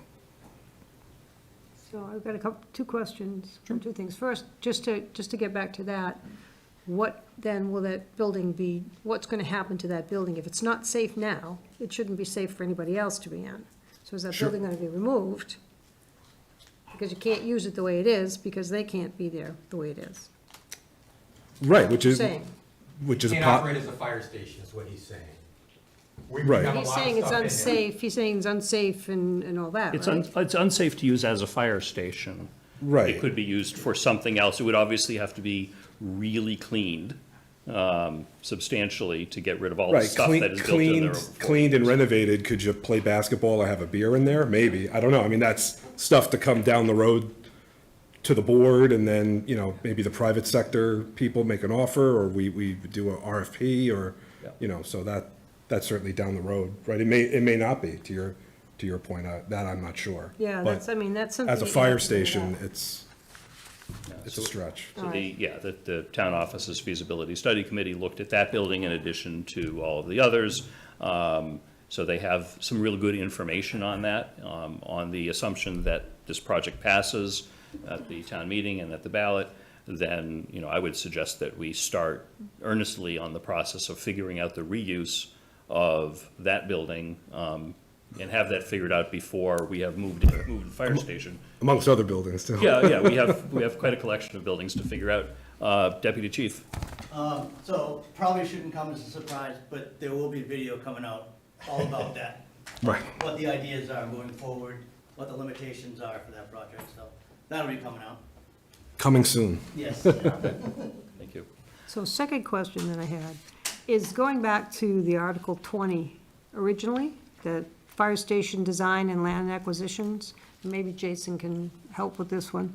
So at that time, that article asked to have $3,500,000 to acquire land located and to pay for the owner's project manager services and the architectural services for the new fire station. And I see an amount here of, what is it? $1,654,000 for design. So was that what was broken down in this original Article 20? Were there like 3 different figures? Was there the figure for the land, a figure for the management services, and a figure for the architectural services?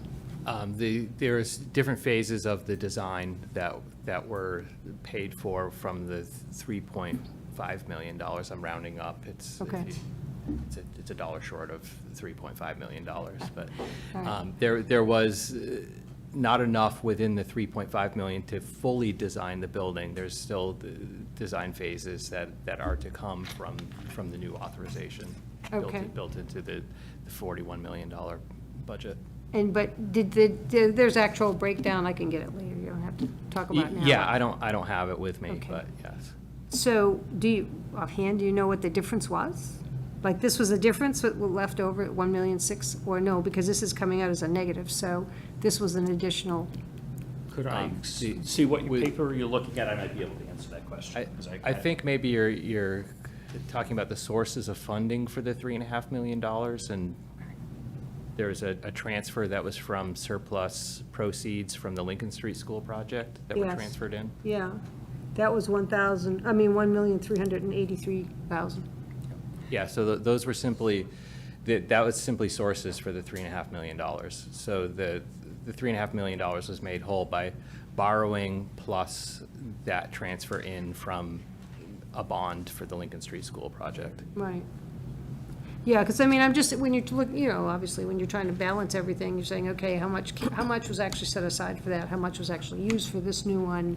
And just to do the breakdown of it. Yeah, so the $3.5 million from that article has been, we may not have paid all the bills yet, but it's fully encumbered and has been spent, basically. Okay, and do we have any more, like, of the loan that we're paying on it, or is that all done? No, we are already paying debt service on the the balance of that $3.5 million. That's already built into the 25 and our debt projections. Okay, great, thanks. And that $1.6 million is for the work related to design that we have now completed. So that was part of the $3.5 million, the 1.6, it was the architect and the project manager and other things related to designing the building. For the new one? Because the old one must have had some layout for that, for the. You mean the feasibility Yeah, study? well, Yeah. when it went to the town meeting, you had pictures and everything Yeah, else. that was $75,000, something like that. That was the feasibility study. They don't really, they draw some pictures and they draw some boxes. It's not really architectural drawings at that level. But that's the first thing that you do, and then you do more. And the $3.5 million that we appropriated a couple of years ago was to do the actual design drawings right through construction documents. So the actual bid specs are part of the work being done right now. Right, so you're just adding that to this. So I'm just trying to make sure that they're balanced. Sure. Okay, thank you. Answer your questions? Okay. Anybody have anything else? Okay. Hearing none, I'll entertain a motion to approve and execute the town meeting warrant. Mr. Chair, I move the board vote to approve and execute the October 7th, 2024 special town meeting warrant. Second. Okay. Any other discussion? All those in favor, raise hands. Yell out. Anything else? Okay. I can see that as unanimous in favor. Thank you very much, everybody. You want to sign as you go, or? Sure. Yeah, it's probably a good Yeah, idea. everyone's okay with that? The National Grid one is in there as well as Okay. Okay, thanks. Mr. Chair, the deed's in there too, don't sign that until. Don't sign that, okay. Until you vote on it. Right, okay. But the National Grid one, you can sign, because you already acted on that. Okay. All right, moving along, we've got some ARPA decisions to make. First one up, we have a public art plan from the Northborough, it's a joint request from the Northborough Arts Council and Northborough Cultural Council for $34,833.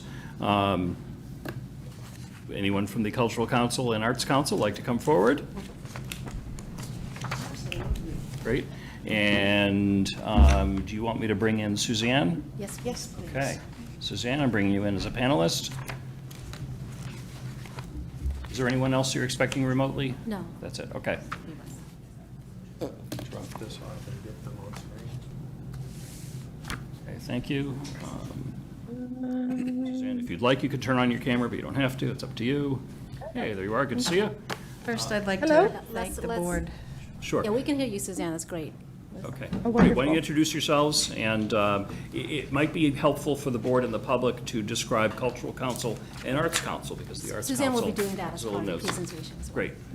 Okay, so my name is Terry Underwood. I'm the chair of the Northborough Cultural Council. We are one of 329 cultural councils in the state of Massachusetts. So the towns that choose to have these boards review grants. We are under the umbrella of the Massachusetts Cultural Council, and so their main job is to review applications for grants, and then a team of 5 or more people, which are volunteers from a town, will review them and sort of dish out the money, so to speak. What we've been doing is really gone above and beyond that, and to do more things in the town, festivals and some public art projects. People who are on the Cultural Council, there's, each term is 3 years. You can serve a maximum of 2 terms, so I'm going to be aging out, and so shameless plug for volunteers here to join in the fun and help make the look and feel of a town. So when you age out, you get to be someone like Bic Wynn, who is now going to introduce herself and describe the Northborough Arts Council. Good evening, everybody. I'm Bic Wynn, 15 Copley Drive, Northborough, and I'm the president of the Northborough Arts Council, which is a nonprofit that we established a year ago. And we are the funding arm for the Northborough Cultural Council. Basically that. We are friends of the NCC. You might ask why we call the Northborough Arts Council. Why don't we call ourselves the Friends of? It's a popular question, so I'll address it here, given the opportunity. So when you go onto the Attorney General's website to look up nonprofit corporations, and we did that as we were establishing ourselves and creating our bylaws. If you search for Friends of, you will get a limited number. You'll get like about half a dozen Friends of, and they're all like in Northborough. We love the terminology. So I was quite curious. I'm like, well, what are the other Friends of the other organizations called? Because we know who they all are, and we have been working with them to help us establish our bylaws. So we looked them up, and you look up Arts Council, and you get about 300. So we wanted to make sure that we were part of the search when somebody was looking for Arts Council, that Northborough comes up. So it's not intuitive as to why we're called the Arts Council, but it makes sense from an establishment perspective. So we had to make that happen in order to make ourselves searchable and, for, I suppose, other Friends of councils to model after. And we modeled ourselves after the Northampton Arts Council and quite a few other ones. Actually, we researched all of them. We took all their bylaws, and then we did the best of the best. So we are also made up of all volunteers. Half of our volunteers were previous NCC members. So we have that connection there. So we really hope to just continue on with the legacy. But provide the freedom of being able to raise money and fundraising for all the events that we both collectively want to do. Thank you. Do you have the slides up, Mitch? I will bring them up. I You have think them, you have them, We gotta lose this visual. okay. I can share them from mine, or you've got them there, okay. Can I ask just a question? Absolutely. Because you've come in since a year that you've been here, and when I was reading, it says the Northborough Arts Council acts as the fiduciary agent for the Northborough Cultural Council on the Public Arts Campaign. So that's your function, is to raise money so that they can get the art projects that they plan to do. Is that correct? Yes. So yours is strictly on financials, right? Suzanne Cox, 20 Warren Drive. So in addition to financial, we also offer resource assistance, not just financial resources, but human resources in the guise of program management assistance. So as Terry mentioned, the Cultural Council is more of a revolving door by state mandate, where a lot of the expertise that was formerly on the Cultural Council now resides on the Arts Council, and through time that would continue to happen. So we also offer program management assistance for the public art sector's programs that NCC does. So not only from a financial standpoint, but from a resource standpoint as well. So this program management assistance, so why would Cultural Council need that, though, since they're supposed to take care of the grants and the arts? That's what their main thrust is, where your main thrust, unless I didn't get a chance to look it up to see what your actual setup was on the state. It's basically due to this, the scope of the project. Sometimes they're so large that the few members that they have, maybe 5 this year, sometimes it's like 4, sometimes it's 7, but it fluctuates, and their skill set doesn't enable them to execute on their own, so they need additional help. So like we need volunteers all the time. So one of the reasons why we did not go forward with Culture Fest in this 2024 is it's a big undertaking, and it takes a lot of manpower to put that on. So without like additional support from like the Arts Council, we have like say 10 members who might come and volunteer and do whatever is required. It's not possible for the NCC alone as a 5-member committee to be able to execute on those programs. And so you've got. It's important to note that we're not assisting on the granting function of the NCC. The NCC's function for giving grants that's funneled from state to local, based on their priorities, but generally to local entities, that is not something the Art Council is assisting with. The program management that may be of assistance is areas on the public art that is not part of the normal NCC granting cycle. Okay, these are things that are in addition to the normal granting cycle. Okay, so I'm a little confused. That's why I'm continuing to ask the questions. When you were on the Cultural Council, you didn't have this branch. How did you manage? We did it all ourselves. We had more resources and people, and we did it ourselves. Since then, many of the people who led a lot of the major projects, not the granting, that still has to be held by the NCC, solely by the NCC.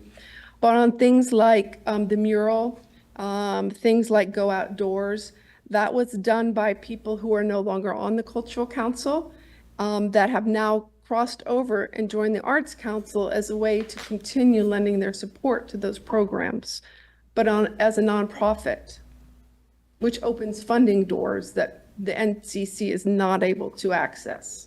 So if I can continue that to hopefully answer part of your question.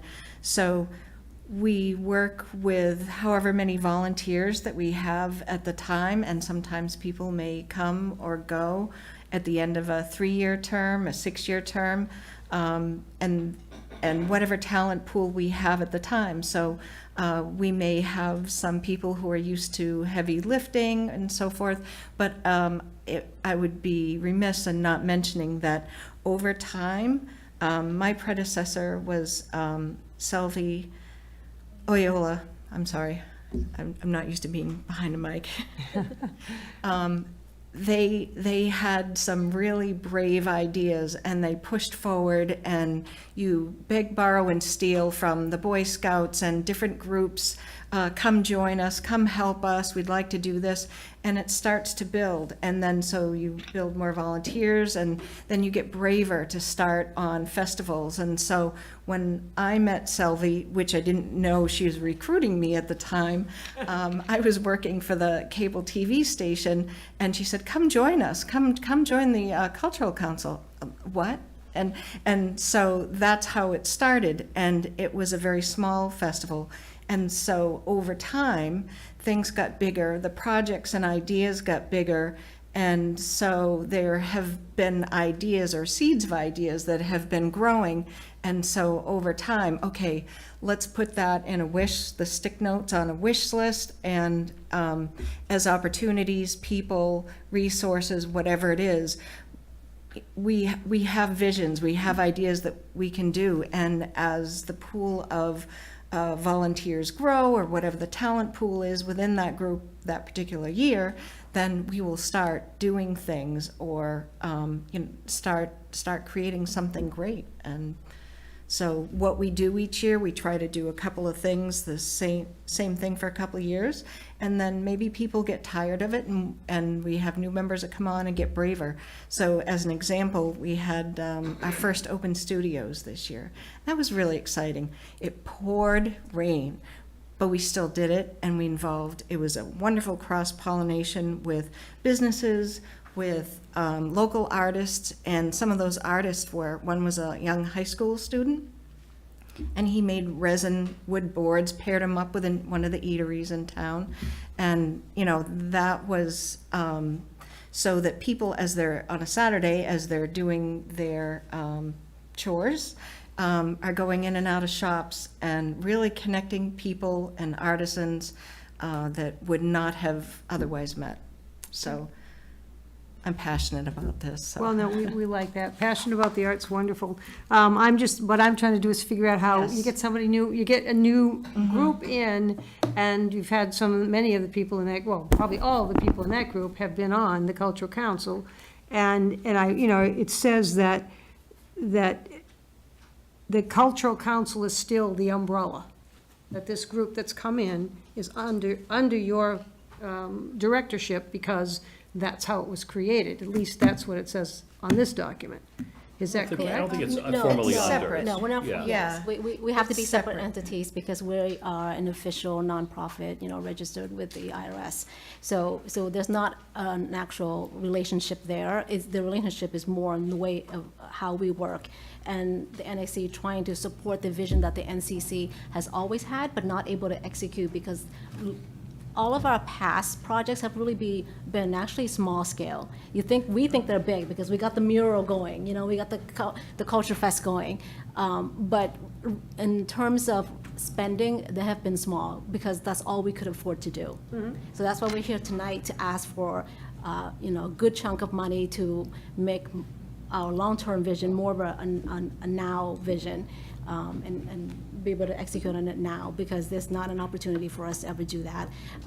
Short of obviously the NAC, asking for federal grants, and that's the kind of stuff that we're trying to investigate now to get more money. But here's an opportunity for us to. It may be helpful to think an analogous situation, maybe the Friends of the Northborough Library and the Northborough Library. That's who we also, from a relationship between two organizations, that's who we've modeled ourselves off of as well. In addition to arts councils, from the Art Council perspective, we met a lot with the heads and current and former heads of the Friends of the Northborough Library, and use that relationship and how they work hand in hand to support the library, as well as they do things. They do the book sale themselves to raise money for the objectives of the library. So that's maybe an easy way to think of this relationship, very analogous to those two groups, or the Friends of the Senior Center and the Senior Center.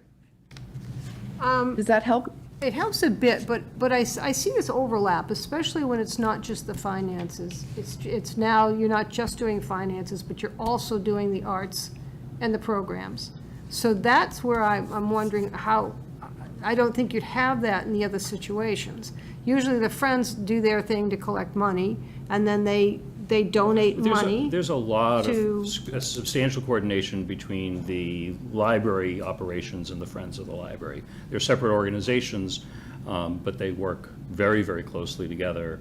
And certainly the same is true of the Friends of the Senior Center and the Senior Center itself. But doesn't the Senior Center say to the Friends, we need thus and so?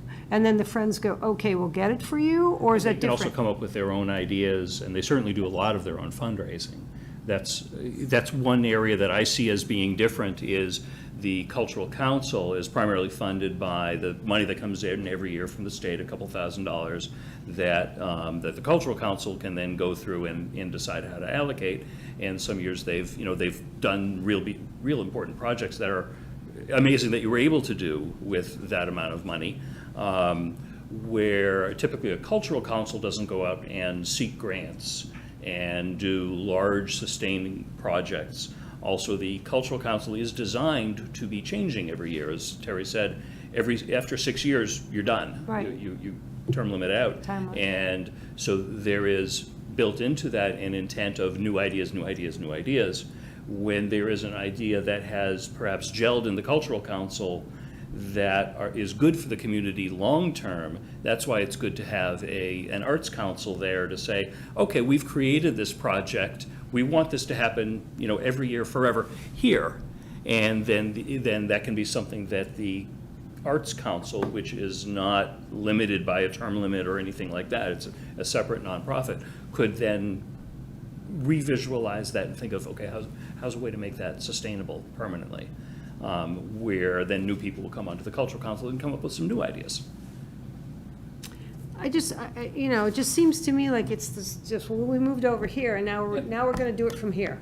And to some, yeah, as I said, And then to it's some like, extent, that is you can be over on accurate. the side, you can come and throw us something, but we're pretty much the But the Cultural rate Council, shaker. yeah, but the Cultural Council isn't then doing nothing, they're doing new things. So But they should do I the imagine we'll see same. some new things, over the next several years from the Cultural But Council. we do either work collaboratively, Yeah. like, let's say we want to do another cultural fest. That requires a lot of manpower, so we would do that together. But you could also do your own project, like Flowerful Chairs, that the NAC had nothing to do with. And the NAC also had the Art of Giving Night, had nothing to do with the NCC, because we were trying to fundraise with our event. So we could have,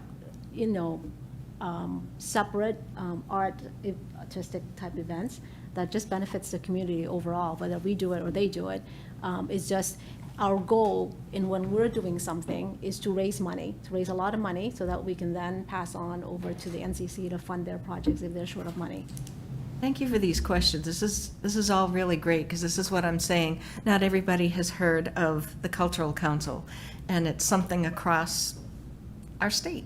And not everyone, and being one-year group, I was nervous at the beginning.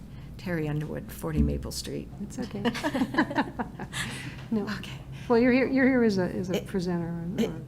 So, what I want everyone to know about us is that we're here for the community, and we want the community to have a say. So part of our drivers that come from the Massachusetts Cultural Council, where we receive our guidelines and priorities, they require us to do certain things, and one of those is a survey. So we will survey through the benefit of using the town website, what would you like to see more of? How did you hear about us? Different things. And so that becomes our drivers to help us when we receive grants. What kinds of things do you want to see do? So the grant, when I talk about the grants, I want to differentiate that, because that's a good thing that you pointed that out. We, along with all the other cultural councils, 329 of us throughout the state, receive money that we are supposed to give out to the community. Yeah, so it's PTOs, it's the senior center, it's the library. They brought in somebody that did this beautiful Chinese calligraphy, and it's open to the public. But the PTOs will have something for maybe all of grade 8, or something that African drumming one year. Senior center, they had chair hop, dancing, chair yoga, whatever, different things. We try to spread the money out so that we can hit enough generations, interests, all levels of what's going on. And even community affairs with the concerts. So, we don't receive enough money to fully fund really much of anything, but we are able to give enough money to get things going and help support this. And this is what we do. This is where I don't know if I'm singing to the choir here, but the arts is really important to our culture in Northborough, what we do and who we are. This is our culture, so we get to determine that. And so, again, shameless plug for volunteers, help us create that. You know, what do you want it to look like? What do you want? And so what the state gives you, you are supposed to that's then give to, right, that's separate than this. And You're it supposed to give that out to different groups that can benefit from some arts experiences. Correct. And then, yes. Would NAC give you money to continue to do that and giving that to other projects, or would that not be available? Would you have to, for you, and I'm assuming, again, this is all, I'm just doing research right as we speak. Yes, So, please do. when you did the door, Yes. NCC did the doors, and they sold the doors. Yes. They made money well, hopefully they made a Small profit, but, if they didn't make a profit, we'll have to teach them how to make profits in the future. So that profit, what happens to that? Would that go into the pile of the grants for other people, or would that go into the pile for the next thing you want to build? So I'm just going to say, Can I touch on this real quick? Yeah, sure. The money that MCC gives all the LCCs, of which the Northborough Cultural Council's one, must be granted out to the priorities, organizations, and projects that meet the priorities that the LCCs have published. That money has to be spent and granted out. That is not the money we're discussing when we discuss public art programs. Those are different projects and different sets of money. So you were talking about Go Outdoors. Go Outdoors did not make a profit. Selling the doors was a way to offset the cost of giving money to the artists to paint them in the first place, as a way to allow us to give more money back to individual artists in the beginning. We had an idea of what they would bring in so that we were able to give more money to artists to paint the doors, which is part of the overall mission of the public art campaign by LCC to support local artists. So the think of it as a stipend. the granting money is something totally different and not in any way related to this the public art programs or the monies we're discussing. That's mandated by MCC, and how it is dispersed locally is mandated by MCC. So many letters. If it's all right, I'd like to start to shift this more towards the actual grant request. And maybe a way of doing that is to talk about why both of you are before us tonight, is particularly why the Arts Council is making this request that we've talked about before, that if we grant ARPA money to a town entity, we know that the contracts need to be in place by the end of December, and then they have a couple more years to spend it. If we grant money to a separate entity, as we've done to the Historical Society and a couple of other groups, they have different rules associated with them that they would sign a grant agreement, and then we could give them the money, and then they have 2 years to work on that, including generating the grants. So the type of proposal that they were working on together became clear there was no way that they could have 100% of it, including contracts and everything in place in the next 3 months. So they knew they had to do it through the Arts Council, because the Cultural Council is part of the town. That's a committee that we appoint. The Arts Council is a completely separate nonprofit. They are governed by the same ARPA rules as the Historical Society and everything else. And so they have more financial flexibility as far as the scheduling goes. So that's why they're before us tonight, and why the request is to grant the money to the Arts Council and not the Cultural Council, but they have worked on this together, and they will work on the implementation of it together. Right. Where did you learn all this? It's Well, I mean, you get it down pretty well. I'm just asking for the first time. In my prior life, when I lived in another town, I was a member and chair of the Cultural Council there. So I did my 6 years and aged out of that. and learned a little bit about it then. And then I came here and I saw the amazing cultural council here that made me just jealous of all of the amazing things. I mean, really, you've done a great job. And the same goes to, you know, all three of you that have, you know, been part of this. And I've said many times how impressed that I have been. Thank you for the support. yeah. I have to say that our wonderful liaison, Julianne, but everybody, I mean, and the town administration, I'm there often enough. How do I do this? Where does this go? And then a couple of years ago, I heard you were trying to form this arts council, and like, wait, you already have a thing, and then somebody described what that was like, wow, you could do even more. It's really impressive.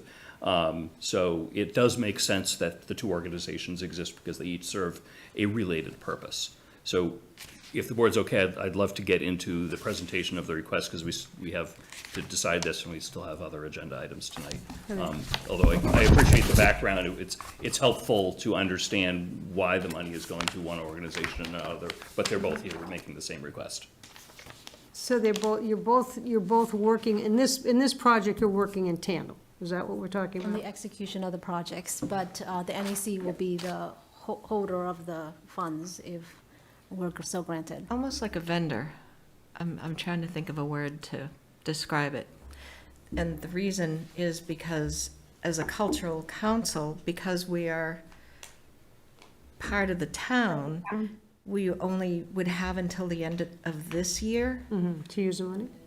So that really, it doesn't make sense. It's just not doable to do public art projects. And so, you know, I look to the NAC as the public art project. Okay, now we can get going and do some of these bigger things, because by doing it this way, it gives us flexibility with an additional 2 years to do something that's more thought out and quality, so to 2026. Okay, great. No, that's good. Okay, all right. I'd love to see the rest of your presentation so the board can hear about the request. Suzanne, you're going to lead that show? So I think you probably see the slide that we have up. Why don't you give us guidance as far as next slide? Okay. So the very first one that we classified, the only point I want to make is that we're collaborating to refine and continue the original NCC 5-year public art campaign. 5 years ago, the NCC put forward a public art campaign to support the master implementation plan and to align itself mainly with using public art as a way to realize part of the objectives of that plan.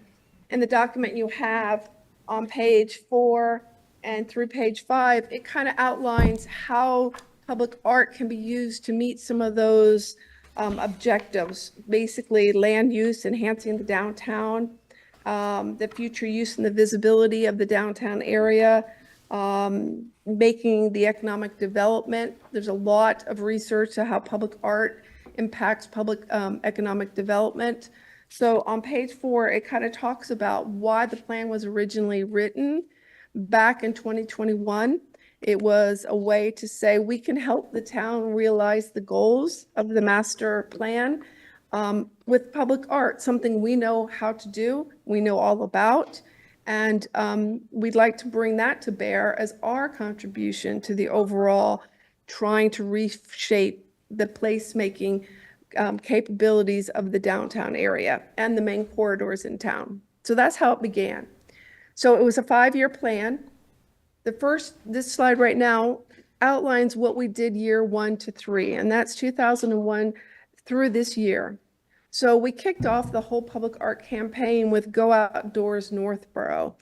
And it was a collection of painted upcycled doors that reflected the kind of the vibrant atmosphere of our town. We put out a call to artists saying, you know, what do you think of when you think of going outside our area? What does it look like? What does it mean to you? And we got a myriad of just amazing panel doors painted and installed at McAfee Park during the spring of 2022. It was a really big success. It was very modestly funded. We barely paid the artists because we had very few funds as a cultural council. But it went really well. We followed that up with a request by the then town manager who had, someone had given the town or made an offer to the town to fund putting a mural up on the new town common. We took that project on because again, that's our area of expertise. And we worked with the artist to put out requests. We worked with the town during Apple Fest to see what they like and put out samples, and everybody voted on the one that they wanted. The one that's there is the one that got the most vote during the Apple Fest Street Fair. We followed that up the following year with Go Outdoors again because it was a very modestly priced program, but had a big impact, and we heard a lot of positive feedback from it. So in 2023, we brought it back, Go Outdoors 2023. We did it again in 2024, as well as brought forward another program called Flowerful Chairs. Our lovely liaison had the idea, and it was brought to fruition, and many people have seen the chairs around town. And another amazingly wonderful program that's added a lot of vibrancy. You'll notice in the plan that there are 3 types of programs that we put together in this overall campaign. Temporary or engagement programs that we did at Culture Fest, where people come together and create art for the day. Temporary exhibits, and permanent installations. The plan had a mix of all, and the design was to have a mix of all. There's very different price points on temporary and engagements versus permanent installations. So the mural is an example of a permanent installation. The doors and the chairs are more of an example of temporary exhibits. They generally cost a fraction of what the permanent ones cost, and that's why we did more of those from a financial, and they were very popular. Any questions on what we've done year 1 to year 3? How were those funded? So the NCC had done fundraising by bake sales. Over the years, we've gone outside Roach Brothers and sold cupcakes. And this is the NCC before the Arts Council existed, and done. We also were able to get some granting money from the state. We were able to put in for a festival and project grant from the state, independent of the money we're supposed to give out, that funnels through the NCC. Anybody, a nonprofit or an LCC, can write for a $2,500 grant every year. We've done that every year. So it's been a combination of those kind of funds. The town gives us a modest amount of money, those kind of funds. We just added them all up, and believe it, we ran the doors on less than $2,000 every year. Okay, so part of the selling of the auction of the doors was to put back in it. So we were able to run very modest, extremely modest programs. We borrowed a lot, all the hardware we borrowed from the city of Medford. We got the doors for free. We had someone go to salvage and get them. So we were able to put together very public art with very little financial investment because they were temporary, and that does change it. And we strip and sand them and prime them ourselves and mount them in the ground ourselves, and so we just find a way, because. And our first bake sale got us almost $1,000. Well, it's good. Well, they're beautiful. I mean, just looking at what's there for the slide, they're wonderful. Yeah, I invite people to go see these things, so when we put our notice out on Facebook or in other ways, people, you get to go see these things. It's fun. You could see 3 of the chairs on my free. front porch. Because I won 3 auctions for the chairs. And one of the doors, yeah, any of my Zoom meetings, you'll see that door that was up there, the Northborough doors, and still in my office. Best customer. Yes. So I think, local businesses have, doors in places and people's homes. There's one on 135 as you drive down in someone's front garden that we see every day now from the last rendition of Go Outdoors. So it really has enhanced, and them staying around has also enhanced the entire atmosphere and just the look and feel of our town, even if it's a small improvement. Any other questions about the past projects we've done? Nope. I do encourage you to take a look on the supplemental material on page 8. I think it's important that you see the power of what we can do for the downtown area by looking on page 8 of the document and looking at the building prior to the mural being done. So again, here, even with the funding that was offered by a private donor, we did all the changes to that building ourselves. NCC members totally refaced that building and covered the windows and made it paintable. So that's the kind of stuff that we've done without any costs. But I think I would encourage you to look at the difference between the before and the after and understand the power that we can achieve with some of this public art for meeting the goals of the downtown revitalization. Next slide, please. No. I think this one. So that leaves us for year 4 and year 5, which are 2025 and 2026 of the original plan that the Arts Council and the Cultural Council are collaborating to complete. The remaining projects for funding consideration are 3 permanent exhibitions. So they are the ones like the mural that will have the most impact on the town, but also carry the largest price tags.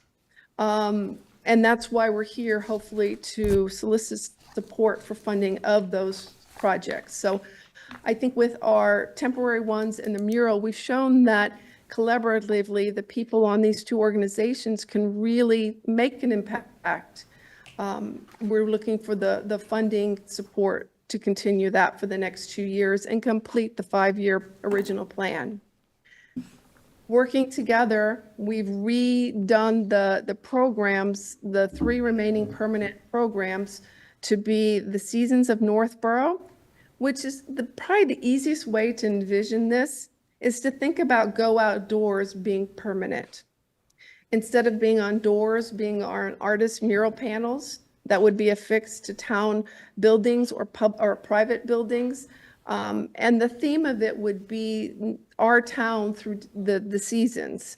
So we would have up to 8, maybe 10 panels put on the sides, as you do in murals, where you put mural panels on the side of buildings or freestanding on town property, as a way to enhance the visual perspective, just like the mural does for the Common. Okay? It's called Seasons of Northborough, and I think a permanent version of Go Outdoors is maybe an accurate way to think about it. If you turn to page 11 of your packet, you'll just see one possible example. This is not what it would be, but one possible example of these are those panels. They're artistic panels that people put on buildings as a way to not paint on the actual brick.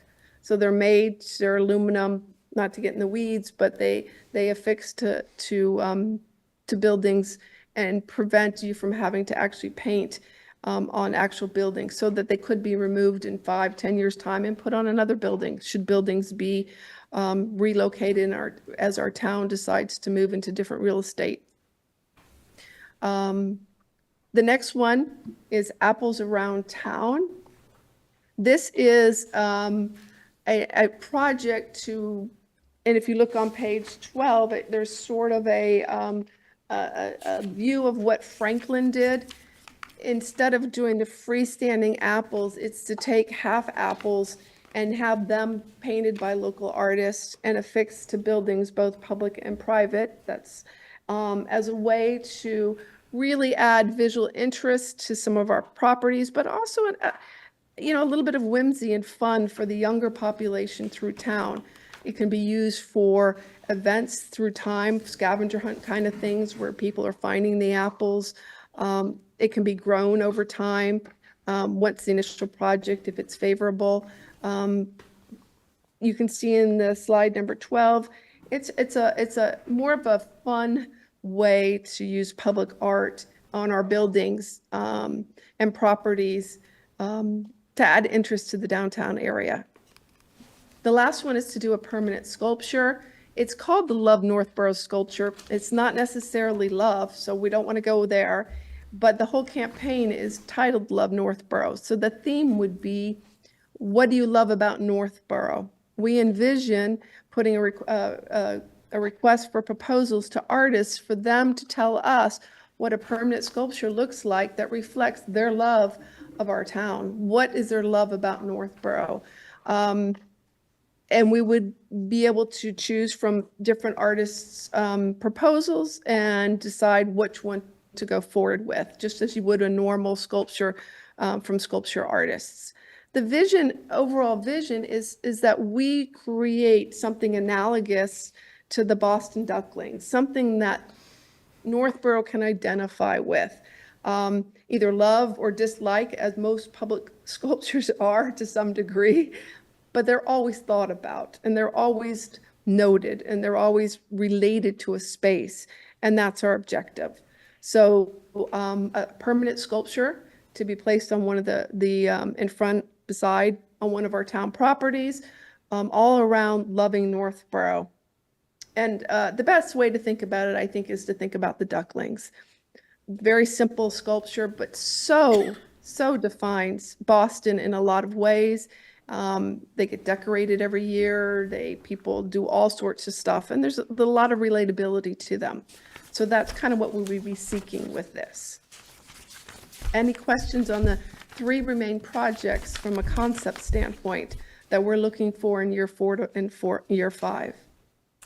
I'm going to ask one question. When we talk about the love sculpture, and I see pictures of you, you've done this before, I guess that was a sample. You're not going to use that same 4-letter. No, that's our intent. The intent of the photo here is to say that was somewhat, people identified with that in a crazy kind of way. Who knew?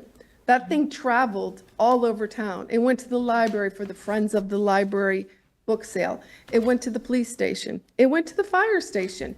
People called and asked us to move that, and Sylvia and I put it in a car, in the back of a large car, and drove it around town, where it sat in different places for several weeks until it was no longer, it was made of styrofoam. We want to find something analogous to the way people connected. I don't know what that is, and that's what we would put it out to artists to tell us what that would be. But we want that sort of connection. Who knew that something that was created for a day would make people feel so connected to? But they did. So that's what we would be going for, and that's why that photo is there, to say the amount of selfies that were taken in front of that styrofoam thing in one day was overwhelming, let alone it's traveling around all the buildings. So that's kind of what we're going for with this thing, something people will just rally around and want to have their photo taken in front of and identify with, similar to the duckling. So it's included here as a way to say that's kind of what we're going for, not the particular. We'd put that out for artists to come back with proposal, and then we would make selections based on that, or keep requesting proposals if we didn't like any of the selections that were, or proposals given. All right, because there's just, I mean, the fact that there's some intellectual property on this, because Philadelphia has got the love thing, and we can't do the same. We're not talking about doing this thing. We're talking about using, we're talking about a project that resonates like it did. Okay. We're not talking about this particular sculpture. We would let artists come back with ideas for sculptures. But the fact that you recognize it as having sourced from Philadelphia, that's the kind of recognition we want. I think it's Cambridge, somebody has like a humongous bronze pear in the middle of the Rotary. They did the exact same thing. They did research on the history of their town, which many years ago in the 1700s, they were pear farms. They were growing pear trees. So the artist took that and made this humongous pear, and it literally sits in the middle of the Rotary, and it broke up traffic, and that was the desire, because people were driving like crazy. So they now have a beautiful Rotary, but the big pear, should we be asking for a Rotary? Can we do a Rotary? I'll definitely Rotary. Space. I'll put in my plug for a mastodon. Yes, the mastodon. And now But that's the idea. So if you can, I'm just going to try to summarize of what Suzanne's brought, what Bick has brought and what I'm trying to bring, representing the Cultural Council, is that over time, as we, and Lisa, you asked some of the right questions, the ideas, the dreams, the projects got bigger. The doors, some of them, wherever they come from, does anybody know anybody who's tearing something down? I mean, it can be as simple as that. And then, well, what can we do with it? So we'll have a crazy brainstorming session. How much money do we have? Who has availability in their garage to store sand, paint, whatever? And so we are constantly hauling stuff back and forth between our homes to do these things. But it's for the betterment of the community. And so what we hope to pass on as things grow bigger and ideas are supported is that we have this draw toward the center of town. You don't need, we have Tugis Apple Farm, we have some really interesting shops and things here to offer. Yes, you can drive out Western Mass or go to other towns in Foxborough, see foxes, or Amherst and see other things. Why not stay here? We have some really good things. The hope is that we bring people in and are proud of what they have and who they are, and go take that selfie. Go sit in the town common. There are 2 chairs there. Go sit, go read, go get some pizza, go get an iced coffee and relax, because it's our town, it's our culture. Okay, great. I think there's another slide that has The some most funding important one. details, because this is a Yes, funding thank you. request. I want to make sure we get that out of the way, and then we can make some decisions. So these are the, this is the funding request we're asking for to complete the original 5-year public art campaign. 2 years, 3 years are done, so these are the remaining 2. These are the 3 projects that are permanent projects that we'd like to complete in the next 2 years. The Seasons of Northborough, Apples Around Town, and Loving Northborough sculpture, okay? Again, that's the name of the campaign, Love Northborough, so that's why it's there, but it's not any particular sculpture. It would be put out for bid for artists to envision, just like someone envisioned the pear. We've also included a target timeline of when the projects would come, leading with the Seasons of Northborough, because that is, something we've done already. It's like a permanent version of the doors. So we have a lot of experience there, from artists to, everything about it. We have a lot of experience and that kind of thing. So this is taking it to a more permanent, making it a permanent exhibition. So we'd lead with that. The next one is the Apples Around Town, coming through at the beginning of 2026. And then the largest, of course, is a permanent sculpture somewhere. And that obviously is going to take more time and more resources. So that would be the one planning to come out in the end of 3rd quarter of 2026. The funding is represented here. Again, the size and the scope, kind of go up as the intensity of the program goes up. Thank you. Any questions on the slide? I just want to point out that one of the members, Jen Tolman, is also on Master Plan Implementation Committee.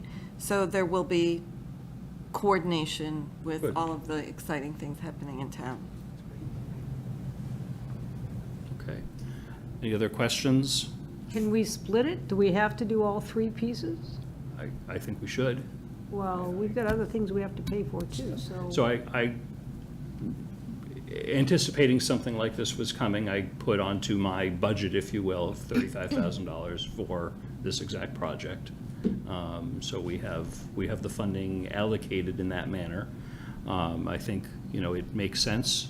The way that you've presented this project is sort of 3 phases, 3 different projects, one able to do pretty quickly, one that takes a little bit longer, and one that takes longer than that. Makes some sense, so that we would see, year after year after year, something new each time. So I really like this idea. Thank you. And I really hope that we can show you how much impact we've had with the projects, especially the mural and the doors, the large-scale projects like the mural and what we can do going forward. So this is on the order of those. We had a private donor for that, but we're trying to get the support to finish the plan. And I think it really will have an impact on how the downtown looks and the whole goal of placemaking in Northborough. We also really plan trying to put- engage the community. So, put it yes. out there, like, here are 5 artists with the sculpture. I mean, it's something that the town's gonna live with. So you want, like, the majority of people going for something, instead of your own personal judgment. So, anything that involves the town, just like when we did the mural, we had the kids vote. Everybody loved voting for it. All the kids loved the owl with the huge eyes. Thankfully, that didn't pass. But, but it's engagement not after the fact, but also before the fact. So it's not just after we produce it, then you're like, oh, you enjoy it, looks nice, but it's the whole process of doing it is also good for the community. And on our last slide, you see that. I think that's very important. So we haven't and we wouldn't do anything in a vacuum.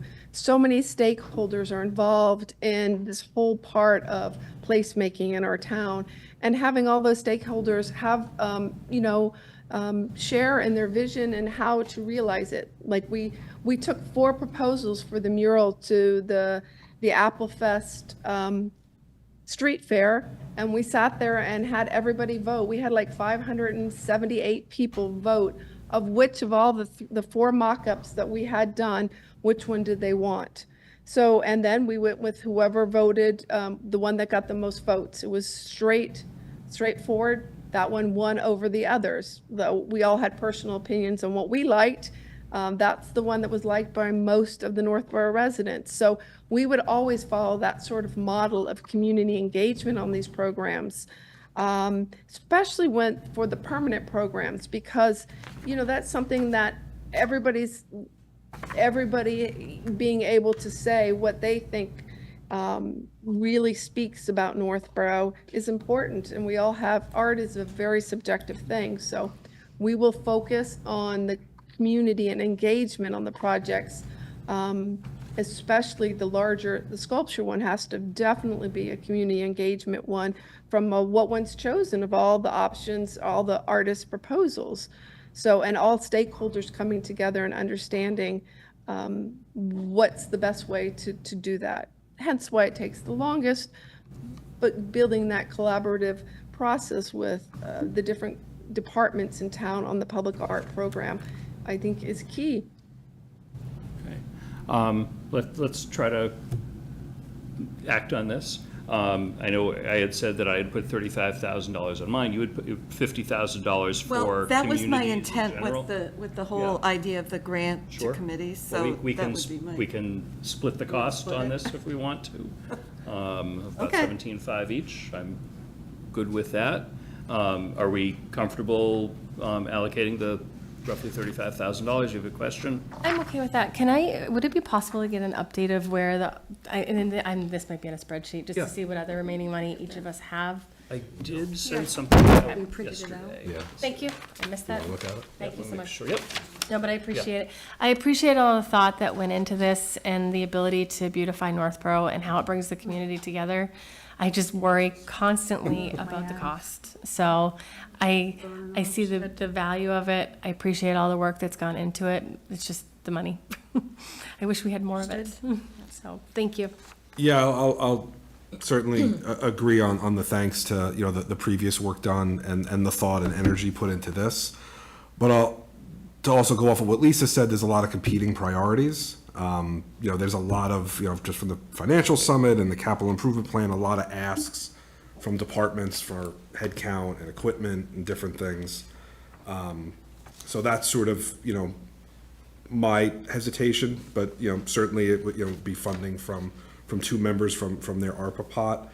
One other question I have is a lot of this is centered around downtown, and downtown publicly owned buildings, which, thinking of the 3 that will maybe be there, a new fire station, an old fire station, and 4 West Main.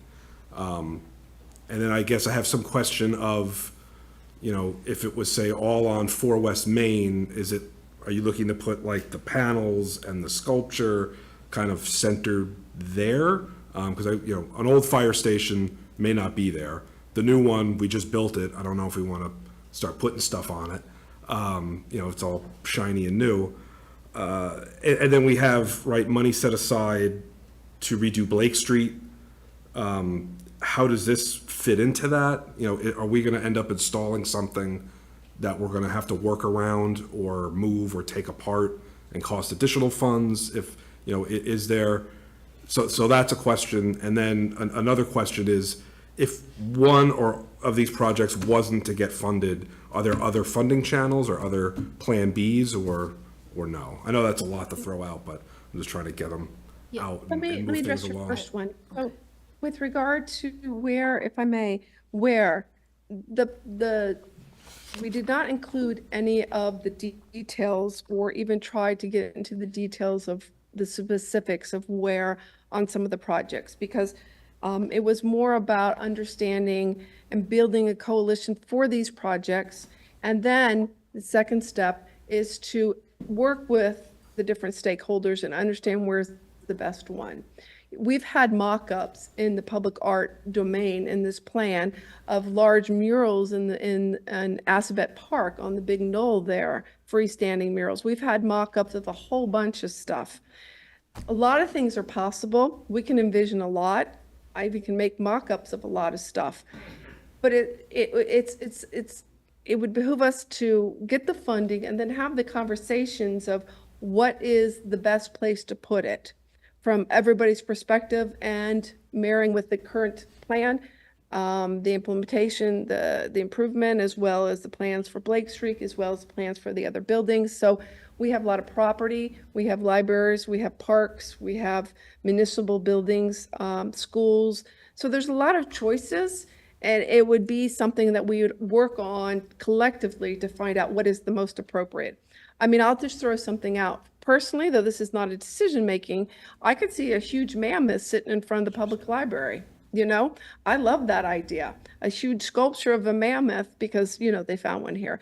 But that's just one vision. There's lots of ways we can envision stuff. And I would imagine the process is going forward with what is possible and then working with, of those things that are possible, which one fits into the overall plan the best from all the plans of affecting downtown.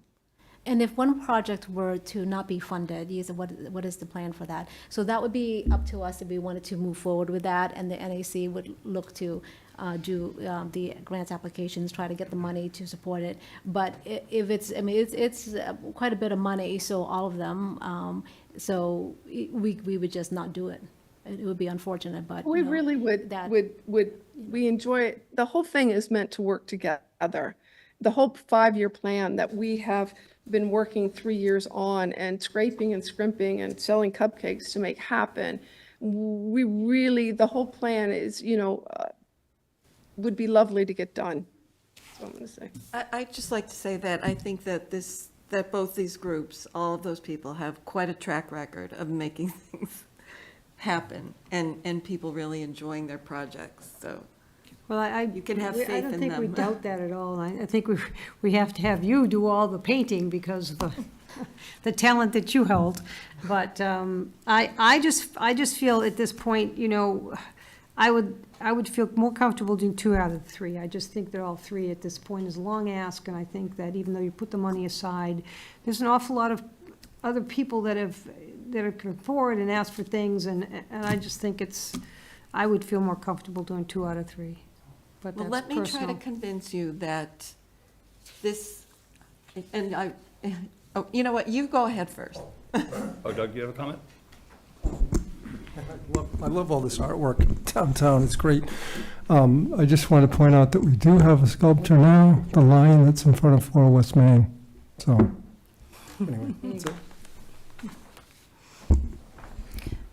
I was hoping that maybe you would comment on how a town that shows that it's working together and are doing things like this attracts new people into town.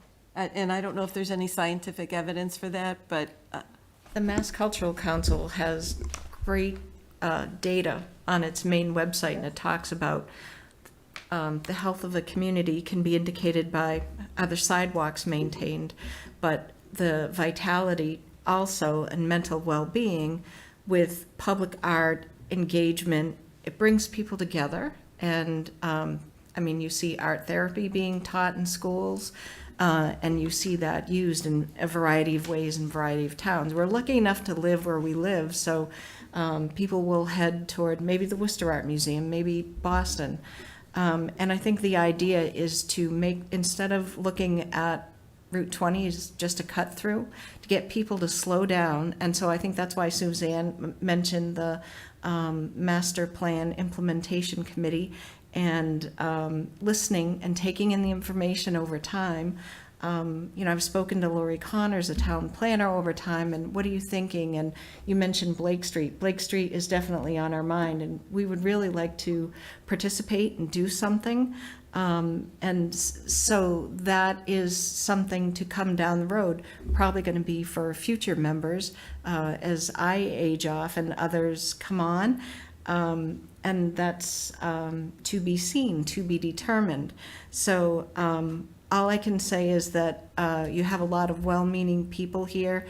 All of us were friends and neighbors, so we will abide by what the board decides, but know that we are still here as a resource. And we'll see what we do and get into, and we absolutely appreciate your time and consideration for all of this. Yes. Thank you. Yes. I'd like to, we have a lot more on our agenda tonight. I have loved every second of this, but we need to act on this so we can move along. I will just say, I don't see this as three projects. I see it as one project. Just three phases of that, and they really work really well together. So I'm definitely in support of the entire project. And at this point, I'll entertain a motion. Mr. Chairman, I move the board vote to approve the use of ARPA funds in the amount of $34,833 for the purpose of funding the Northborough Cultural Council / Northborough Arts Council Public Art Plan pursuant to Massachusetts General Law, Chapter 44, Section 53A, and to authorize the town administrator to execute a funding agreement with the Northborough Arts Council for same. Is there a second? Second. Okay. Any other discussion? All those in favor, say aye. Okay. Aye. I see that is unanimous. Thank you very much. Thank you. Congratulations. Thank you very much, Thank you for all you do. Yeah. Thank you to the town. Okay, very good. Thanks, you, Suzanne. Moving along, Dog Park Planning Director. Speaking of Lori Connors. Okay. Okay. Okay. Hi. Hi, welcome, Thank Lori. you for having me. I'm going to invite Scott in case there are some questions that he can help me answer. Okay. I also gave you folks a presentation. We have the slides, but if you guys wanted to look at them on paper, we have them. as well. No, Yeah, I think up here should be okay. Just quickly, an update on the dog park. The contract was awarded to JM Cataldo.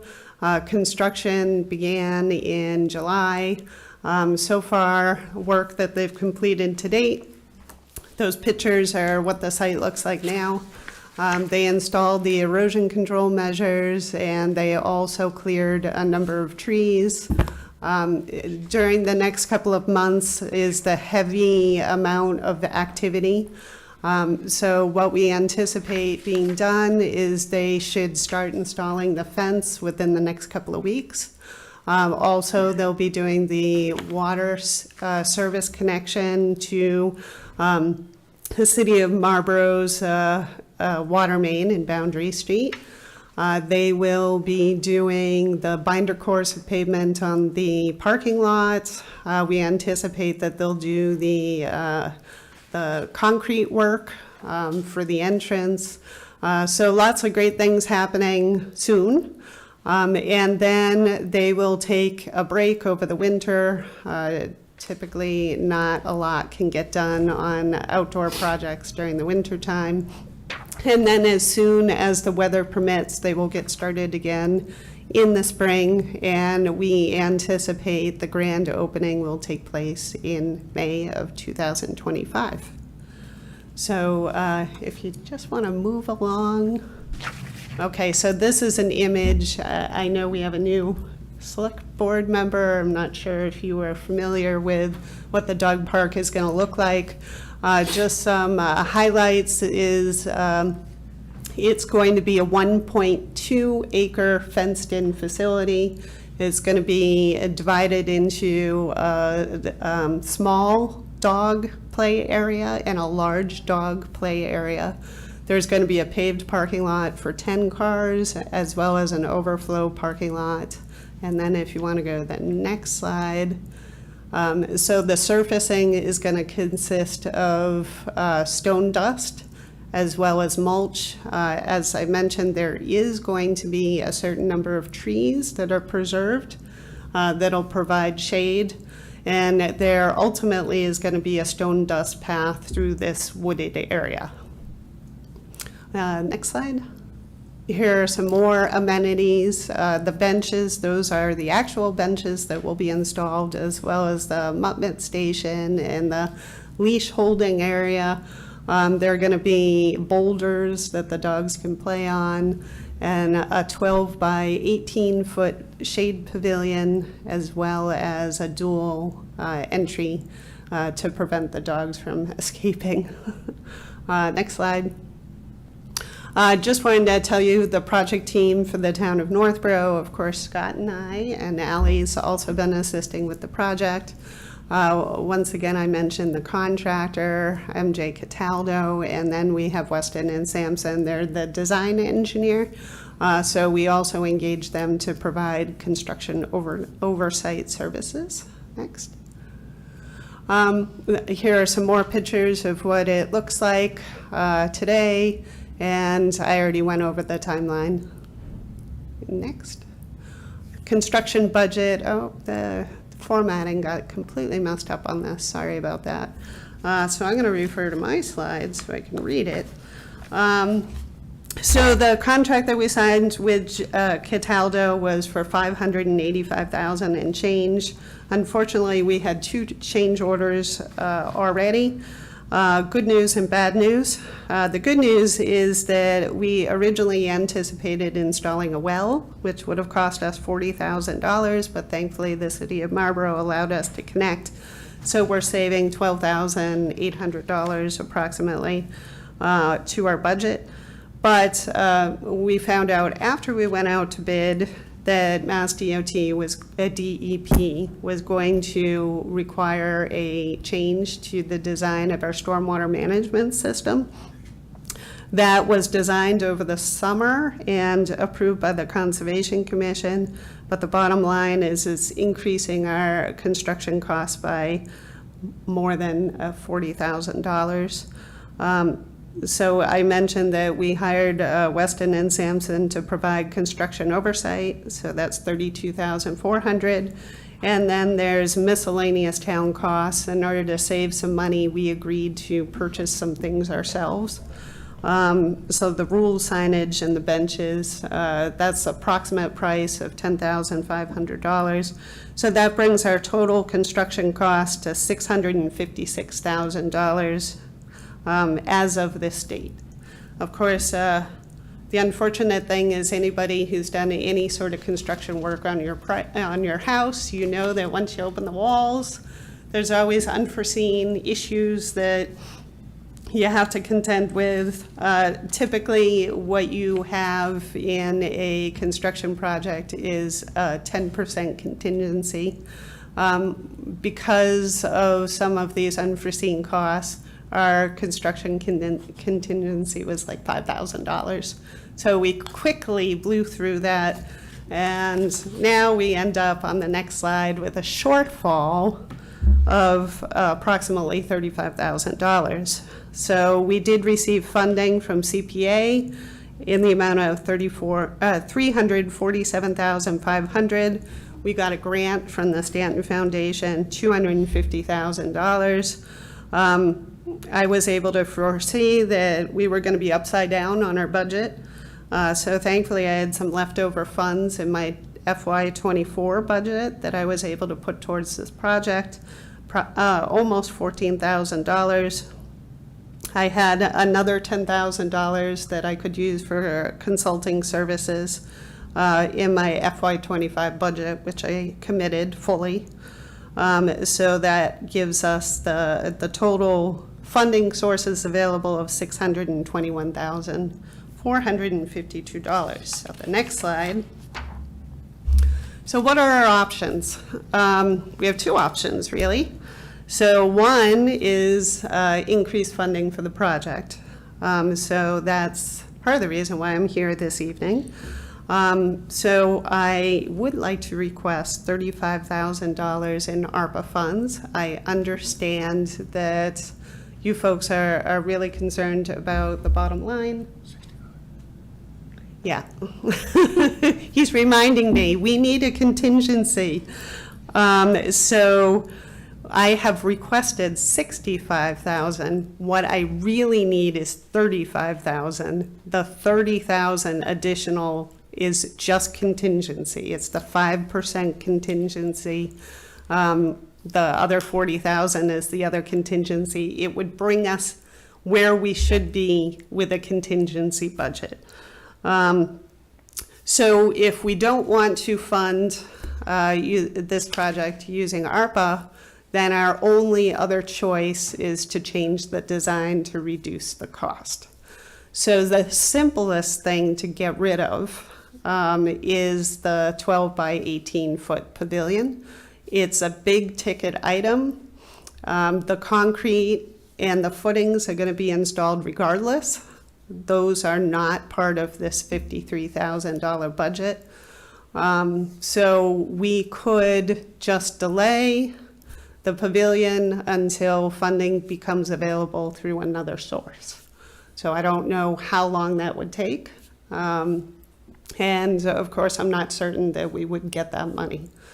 But that is the decision for tonight, is whether we want to fund this with ARPA or whether we want to eliminate the pavilion. Thank you. Questions from the board? I have one question. Sure. But it's more about the contingency than about anything else. As I'm sure you know and everybody knows, that we need to have everything under contract, every single penny under contract by the end of December. And then anything that we don't have under contract, it disappears back to the federal government. Yes. And that if we have it under contract and don't actually spend it, in the next couple of years, and I presume this would be done long before the next couple of years, it also, if anything left over, disappears. Contingency is often added to a project with the hope that you don't actually need it. Right. How does that weigh in as far as how you would either use or know that you would not need in time for us to reallocate to something else? Yeah, so of course, like I said, the vast majority of the construction work is going to be done over the next couple of months. So typically, a lot of the outdoor construction work ends around December 15th. But we already have a plan for how we would spend that contingency should we not need it. So two, possibly three, depending upon how much money we had available. We could buy agility equipment, which was definitely a goal that we wanted for this project. The other is we had the intention of doing those stone dust paths through the wooded area. Those would be ADA accessible paths. Right now, we're having that area shown completely as mulch. So if you're in a wheelchair, you won't be able to access that huge forested play area. And then the third option is the overflow parking was going to have crushed gravel, because that was the cheapest option. We could also switch that to a more permanent surface like pave it. Just to extrapolate on that a little bit, so when you are going through civil construction projects, The vast majority of the change orders are related to unforeseen conditions, unforeseen subsurface conditions. Those are, lack of better terms, unearthed when you're digging holes. And they'll see a lot of what issues may or may not arise, needing contingency funds in the coming month or two. So we should know by Thanksgiving, are they hitting rock? Is there an issue with the water connection? When they put the foundations in, do they have to move, adhere to ledge? So we should have more information on what's needed contingency earlier rather than later. Okay, thank you. Other questions? I guess my preference would be if we could hold off on the contingency and just cover the shortfall right now to make sure that we can get the initial plan covered. I don't know if we've got the money available, So- if that would come out of mine, because I do have some remaining. Yeah, so, we all have remaining Okay. funds. None of us, because we didn't know this was coming forward when we put together our budgets, or whatever you would call the allocations of $320,000 per member. Nobody has allocated anything to this. That doesn't mean that we're not going to fund it, because we have funded things, but that means, individually making some decisions. For me, it's pretty easy that I had budgeted, if you will, $35,000 for the item we just approved. As it turns out, Julianne was kind enough and covered half of the Cultural Council, or the Arts Council item from her budget. So I have an extra $17,500 unallocated in mine that I'd be happy to put forward to that. But I think I was thinking something similar. Yeah, to and I do what you have were. remaining money, but as long Yeah. as I can take the original sidewalk money and reallocate it Yeah. towards this. Yep. I will also add that when Jason put together his allocations and remaining unencumbered funds, we knew that when we appropriated the $1.6 million and divided that up, that was not all of what we had for ARPA. So we have, I think it was 110,000 or something like that. Additional beyond that we haven't even talked about yet. So as we get towards sidewalks and things like that, we can start to talk about how to use that entirety, because, we all want to spend every single penny of that ARPA money. So, but I think if we're going to fund this, we need to decide tonight how we're going to fund that. We funded some things that, two people decide, all right, we'll just do it, or we split it across all board members or something like that. As I said, I'm comfortable putting 17.5 out of mine to cover the beginning of that, and then I'll do the difference you but wanted to not do the we'll hold off on the contingency. I love the extras, but if we can maybe hold the off, down the road and look at possibly doing those in the future. I think once people get out there and start enjoying it, it'll be a lot easier to get more community support through fundraising efforts. Sorry, Mike, go ahead. Oh, no, I didn't mean to interrupt you. I guess one concern I have is that the project can be completed. It would just be short the pavilion. So, of course, the price that I gave you, the cost, is as of today. Right. So I don't know what's going to happen when they start doing the utility work and, digging up the ground. So that may be the final project cost, or it may get worse.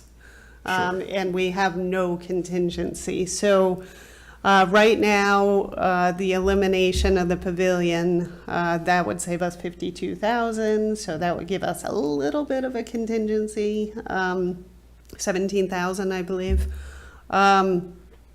But yeah, if something else goes wrong, then we are making yet further design modifications. So we're losing amenities. And this large frontal area is where you would have no trees, right? So you would have no shade. That's where the pavilion would go? That is correct. Okay. So the pavilion would, kind of like this picture, the pavilion would straddle the fence. So half of it would be within the little dog play area, and half of it would be within the big dog play area. So everybody'd be able to enjoy the pavilion. I like the idea, and I think the dog park has been long in coming. I think a lot of people are hoping to enjoy it. Hopefully the dogs will get along. Get down there and go, oh, well, I can't come back. But I just have to say, I mean, I personally think at this stage, you don't know. You don't know what's going to happen next. And I'm definitely, you know, I'd lean toward the 35, but not the 65.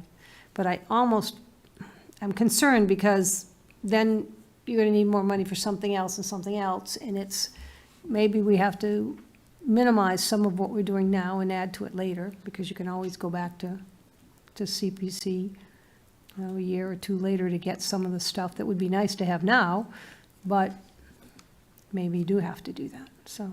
One critical piece, logistically wise, is that at least, you know, the 35,000 gets considered and approved at some point from somewhere, so that a contract change order can be engaged, because the stormwater has to be done before any of this other work.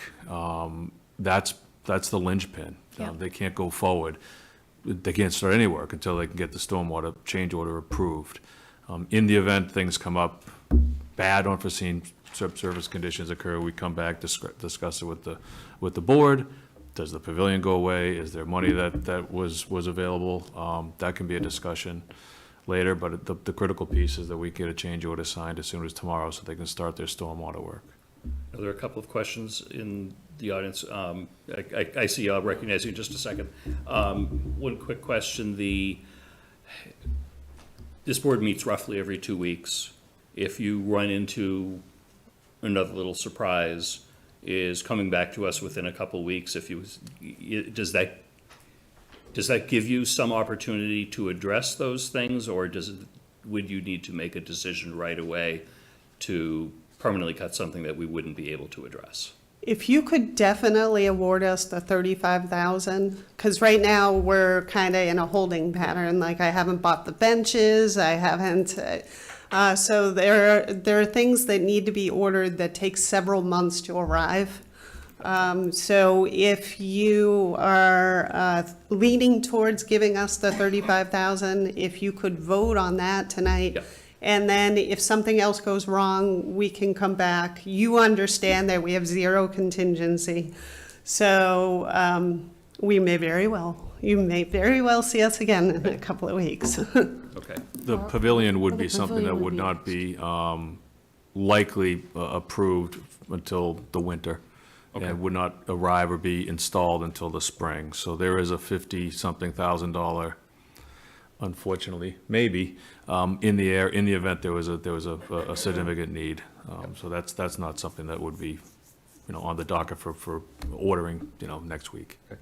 Is the board okay with me to ask the public to chime in? Absolutely. I see your hand. If you could come up, identify yourself and let us know what's on your mind. And then I see someone named Nick via Zoom with a hand up. I'll recognize you after. Thanks. Good to see you. Hi, I'm Rick Robinson, 167 Howard Street. My wife and I have been going to a lot of dog parks throughout the New England region, just to see how they work, what works, what doesn't work. Pavilion is the one thing you do not want to lose. We've had 2 of the hottest summers on record, and in every one that has a pavilion, the dogs can be there in the summer. Those that don't have the pavilion, don't have shade, dogs can't be there. They run around, they get so hot, you have to take them out. You have to take them to your car and cool them off if you don't have shade. Time and time again, you know, the dogs are, like Uxbridge is a good example. They have a pavilion and concrete underneath, and what you find is the dogs run around, have a ball. When it comes time to cool off, they all collapse under the pavilion, cool off. The people are there too, because we have to cool off as well. And, you know, they cool off, then they go out and run again. Don't have that pavilion, you have to take your dogs to your cars to cool them off. Otherwise, you've got a problem. So I say the pavilion is probably the worst, one of the last things you should cut. Don't pave the driveway. Don't pave the parking area. Uxbridge isn't paved, but they have the pavilion. You know, it's for the dogs, not for the people. So, you know, look elsewhere before you cut that pavilion, please.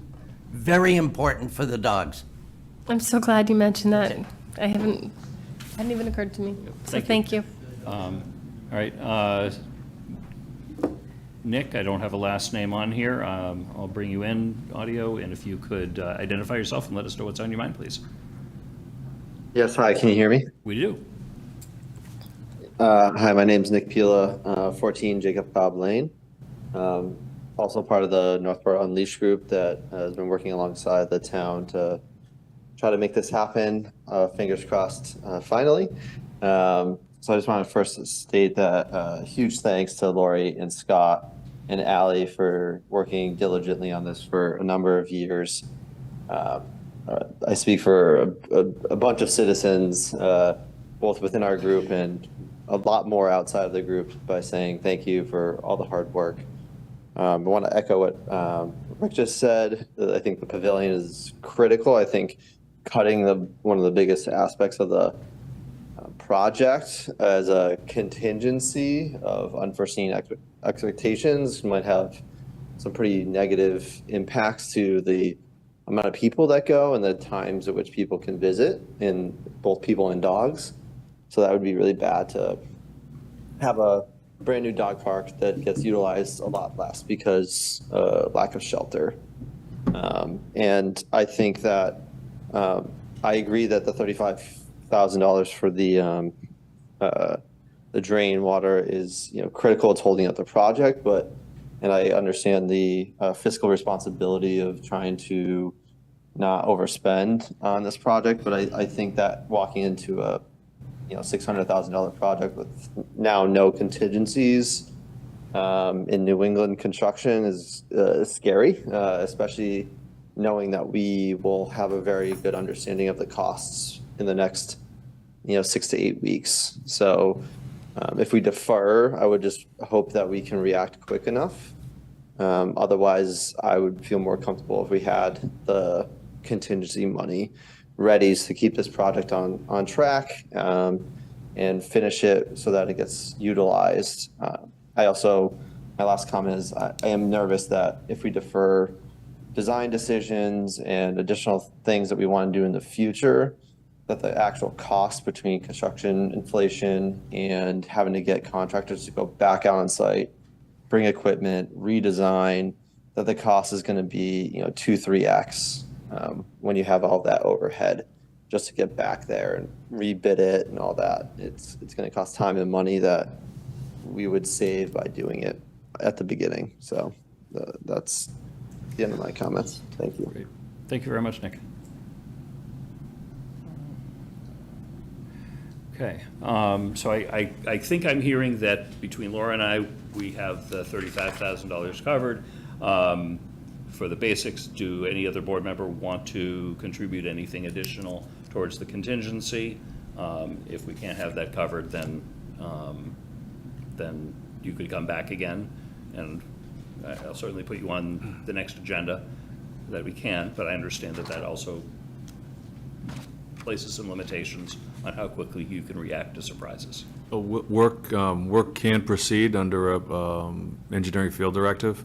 So in the event you hit something in the ground, you need to remove ledge, you give me a price that is $18,000. A field directive can be issued as long as there's an identification of how the project can afford the extra 18 by removing temporarily the pavilion until we come before the board for another decision. So I appreciate the all the project can move flexibility around forward. that. Thank you. Well, very good.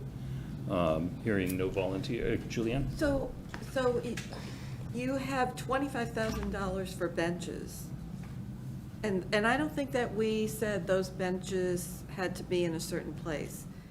Could you use some of that money for those benches? Oh, the benches that we approved are, but that was for downtown. That was specifically explicitly downtown. Yeah. Oh. Yeah. Could we change that? The amount of money in benches here, I believe, is like just shy of $7,000. Uh-huh. So it's not, it wouldn't, but it would be, if you ran up against something, but I guess we'd have to re-vote on that. Right, yeah, I would want to look at that later, not today.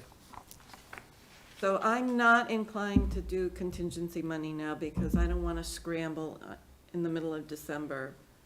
What are we going to do if it's not used? Okay. I agree. Yep, okay. All right. Mr. Chair, Yep. I move the board vote to allocate, was it 35? Sorry, 35, correct. $35,000 in ARPA funds to the planning director for Northborough Unleashed Dog Park as presented and for expenditure of such sum pursuant to Massachusetts General Law, Chapter 44, Section 53A. Is there a second? Second. Thank you. My dog These two says are thank jumping you. on and on. Yes. Any other questions or comments?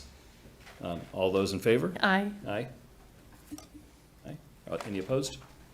Okay. No. If, Mike opposed, the other four in favor, the item passes, is approved. Next item, we have some trees. Tell us about So trees. Scott and I are partnering on this project as well. So this is a project that was discussed with the Master Plan Implementation Committee. I'm sorry, can you, I don't know who's doing the projector. I don't know if there's any tree item on there. Nope. Okay. So the idea would be that it would be focused on the downtown area, or I should say Northborough Center. It would be a bigger scope than the study area for the downtown that was completed a year ago.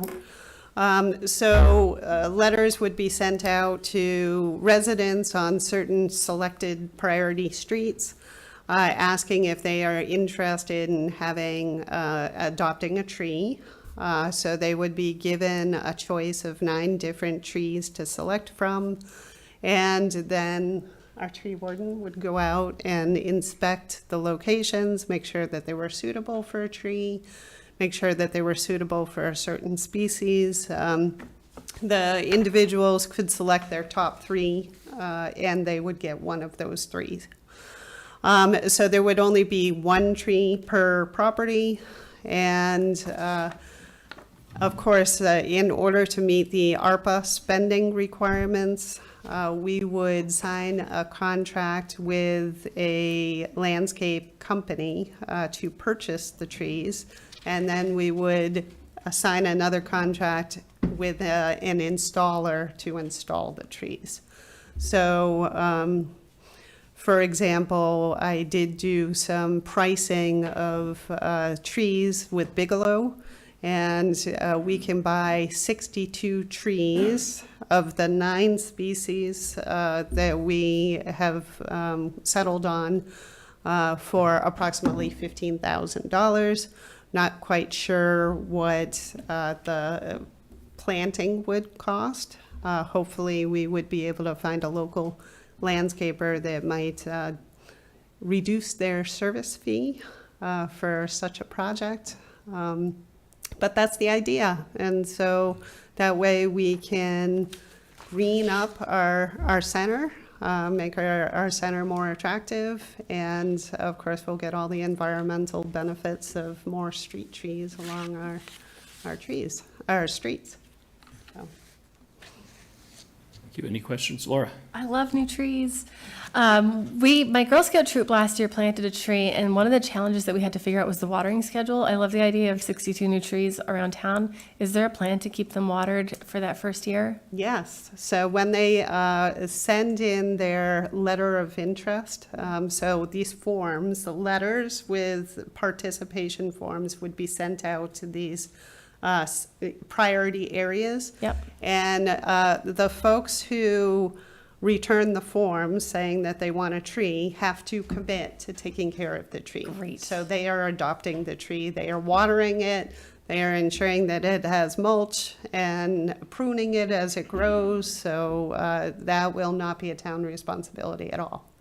With that process, what if perhaps a tree doesn't survive because it's not properly cared for? What's the plan And it will not be there anymore. I'm sorry. Unfortunately. So would that be, okay, thank Yeah. you. So that's part of the reason why Scott would be involved with ensuring that the locations are appropriate and that the species is appropriate. Like, for example, if you have overhead utilities, Yep.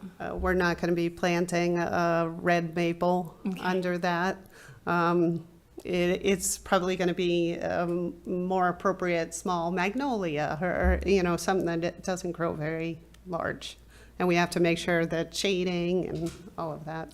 We can consider gator bags, that's a manufacturer's name, but a watering bag Okay. for the trees. Typically, when you engage the services of a landscape contractor and a municipal contract, they'll put watering bags on the Okay. trees because they do have a warranty on the survivability of the trees.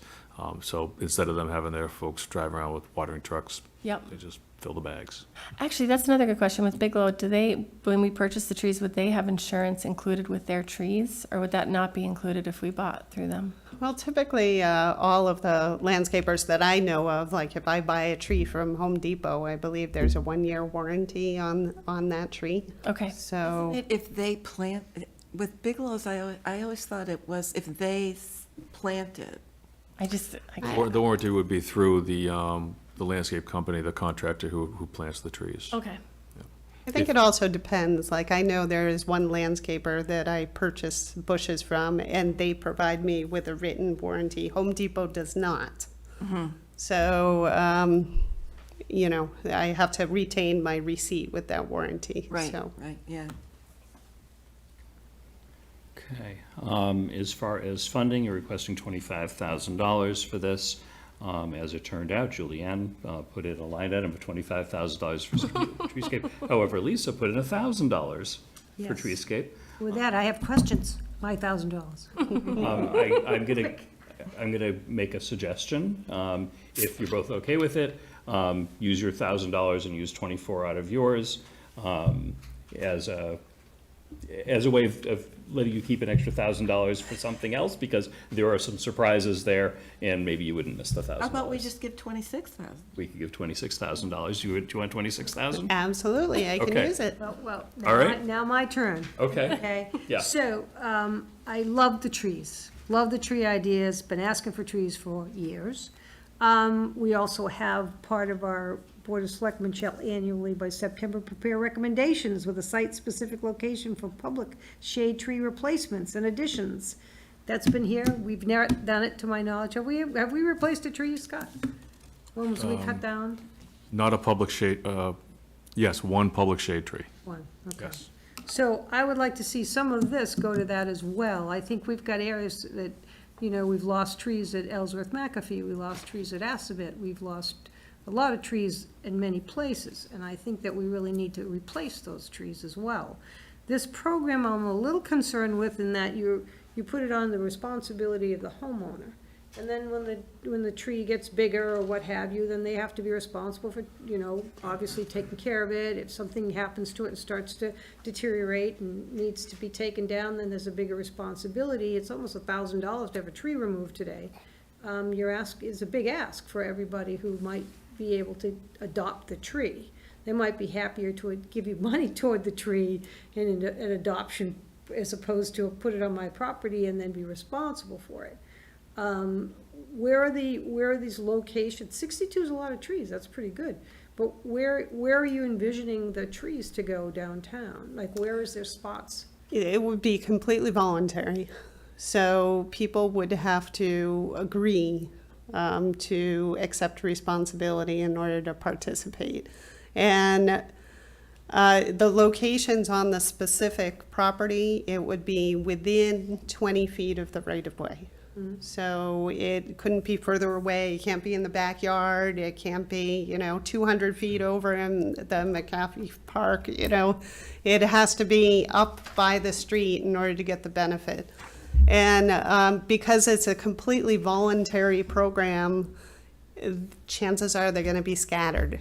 And I have done a program like this in the past, and you might get 3 on Main Street and 5 on South Street and, maybe 2 on River Street. It really just depends on the popularity of the program, because like I said, it's 100% voluntary. Right, so have we made plans, though, to replace the ones in the parks that are gone, and the cemetery? We could allocate a certain amount of money towards the purchase of trees for municipal properties within the town center. So we could do that. Yeah, so those trees are not public shade trees. They're not located within or adjacent to a right-of-way. Those are just public grounds trees. So they're not governed by Chapter 87 of Mass General Law. They're quite a bit different. Public shade trees have protections under the law. That's what Lori's discussing and talking about. Planting public shade trees within 20 feet of the right-of-way on private property is common practice. It's almost the standard throughout the Commonwealth and a lot of progressive communities. The draft tree policy you're referring to was based on that of other communities that have had this policy implemented for a number of years. We don't have any plans for replacing the trees at, I assume you're talking about the Brigham Street Cemetery, the burial ground? No, we don't have any plans for that. We don't have any plans for installation of trees at the other two cemeteries. Nor do we have plans for replacement of public shade trees that are removed along the roadways. All right, so, I mean, but basically, can't we put some of those to that? I think that it's, even though, you know, in terms of Assabet, that was public shade, it was in a park, may not be 20 feet, well, it depends on where you plant it. The public shade tree is a defined term in Mass General Law, so they are trees that provide shade. They're not governed by law. So can we have a program where we offer to replace a public shade tree when it's removed? Absolutely. We don't have that program right now, nor do we have a policy, nor do we have funding to support it. At the point of having it, it's like, at least some of these trees, you may not get that many people in the area that might want to volunteer. So you may have more trees than places to put them on that schedule. Yeah, so I envision that this would be a multi-season program. So the first year, there would be a spring planting and there would be a fall planting. And it would depend upon the level of interest. And then the same for the next year, chances are just a spring planting.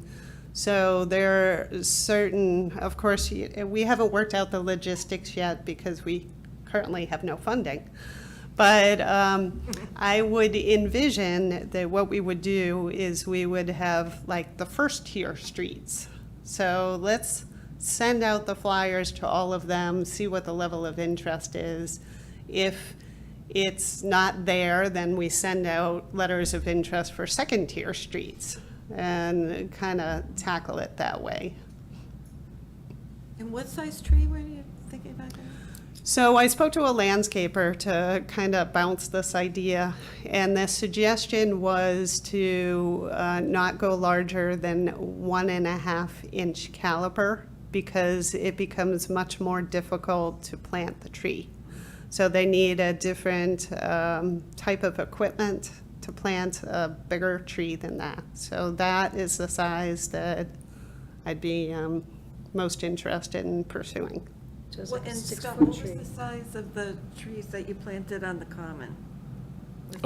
Those were 2-inch calipers. There were a couple 2.5s as well. Along the frontage, we tried to match the existing trees that were around the Civil War Memorial, but they were a bit more expensive. I really like the idea of replacing some trees that have had to be removed elsewhere in town. I don't see that as part of this program, but I'd be very interested in finding a way to do some of that, whether it be through a separate ARPA program or annual budget or some way. I mean, if a tree's in a good place and the tree dies, which trees do, ideally we should really replace it. You'd need the money to do that, so we'd need to figure that out. I just see that as being a different program than this proposal. I think you've sized this one for the downtown shade tree program in that particular area. Do the shade trees, you said it carries some, I guess, different legal protections or the wording. So somebody signs up, adopts a tree, however many they are allocated, sell their property, a new owner now takes it over. Can they remove those trees? Yes, they can. It's private property, so that ultimately they have the control. We're not going to be able to keep tabs on all of these trees long-term. But it would be a benefit. So most homeowners, property owner, and also businesses could also express interest in a tree. So it's not just residential. But once the tree is planted and then the expectation is they will care for it. If they decide 5 years from now to cut it down, then that's their choice. So the public shade tree law applies to existing trees that are located within the right-of-way. Any portion of the trunk that's located within the right-of-way qualifies that tree as being a public shade tree. So in order to do any work on that public shade tree, municipality has to post a public hearing, and then we can trim, prune, or remove the tree unless it poses an immediate hazard to public, an immediate public safety hazard. The public shade tree law also allows municipalities to replace trees that are removed up to within 20 feet of the right-of-way. So what happens is a lot of communities have public shade trees that are located in the grass strip. It's a completely inappropriate place for a tree. The roots heave the sidewalks, they protrude onto the roadway, they compromise the roadway and the curbing. A lot of those trees are being removed throughout Central Mass, and they're being replaced when there is a tree replacement program, let's say 10 feet behind the sidewalk, where it's not going to damage the infrastructure, but it is on private property. So that's the intent of the way the law was put together. Right, any other questions? Are we still comfortable with $26,000? Well, I want to know, in 2 years, if you haven't got takers, what are you going to do with the rest of the trees? Put them in the park? I'm think I'd confident we'll have takers. Like I said, I've already done a similar program in another community, and it was pretty popular. We did end up putting a number of trees. It was always the intent to put a number of trees on municipal property. So we did trees along the right-of-way at various schools, also within parks, as long as they were by the right-of-way. We included that as part of our street tree program. So I am confident that we will find plenty of locations for 60 trees over a 2-year span. Okay, so this is different than the street tree project. This is a different situation. This is the street tree project. So it's the Northborough Center street tree project. So the roads we will identify, the people who will get the mailing are the people who are within our defined center area, which may be, half a mile from 4 West Main. I don't know. We haven't defined it yet. Okay, all right. You might be second tier. I might be second tier. I mean, I get one back Might in be my first house. tier. And you said, Lori, some of this $26,000 in trees may go on town-owned property. Some of it may, sure. Like, for example, I'm eyeing this for the Blake Street project, but along 4 West Main on Blake Street, I can foresee 2 trees planted on the side. So this may be an opportunity to do that. I'd rather go to the parks, but, all right. All right, are we ready to do this? I'll entertain a motion. Mr. Chair, I move the board vote to allocate $26,000 in ARPA funds to the planning director for the purpose of the Beautify Northborough Center Adopt a Tree program as presented pursuant to Massachusetts General Law, Chapter 44, Section 53A. Second. Motion made by Julianne, seconded by Laura. Any other discussion? All those in favor? Aye. I see that as unanimous. Thank you very much. Thank you. Okay, next up, we have also under ARPA, Town Hall Kitchen Appliances, request for $1,878. Tim, I know you've got a presentation on this. I don't think we actually need it. I just had pictures. Yeah, just, yeah.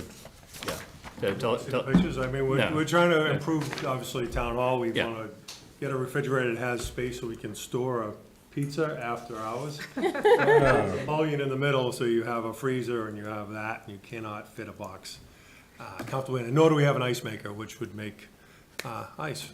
So we're looking for funding for a refrigerator and a microwave. You have this is a small dollar amount for something that benefits, town hall Yeah, it was employees. a question that, Michael had asked, hey, what can we do to improve morale, improve conditions. Yeah. And this is one of them. Yeah, are there any other appliances? I don't know if the.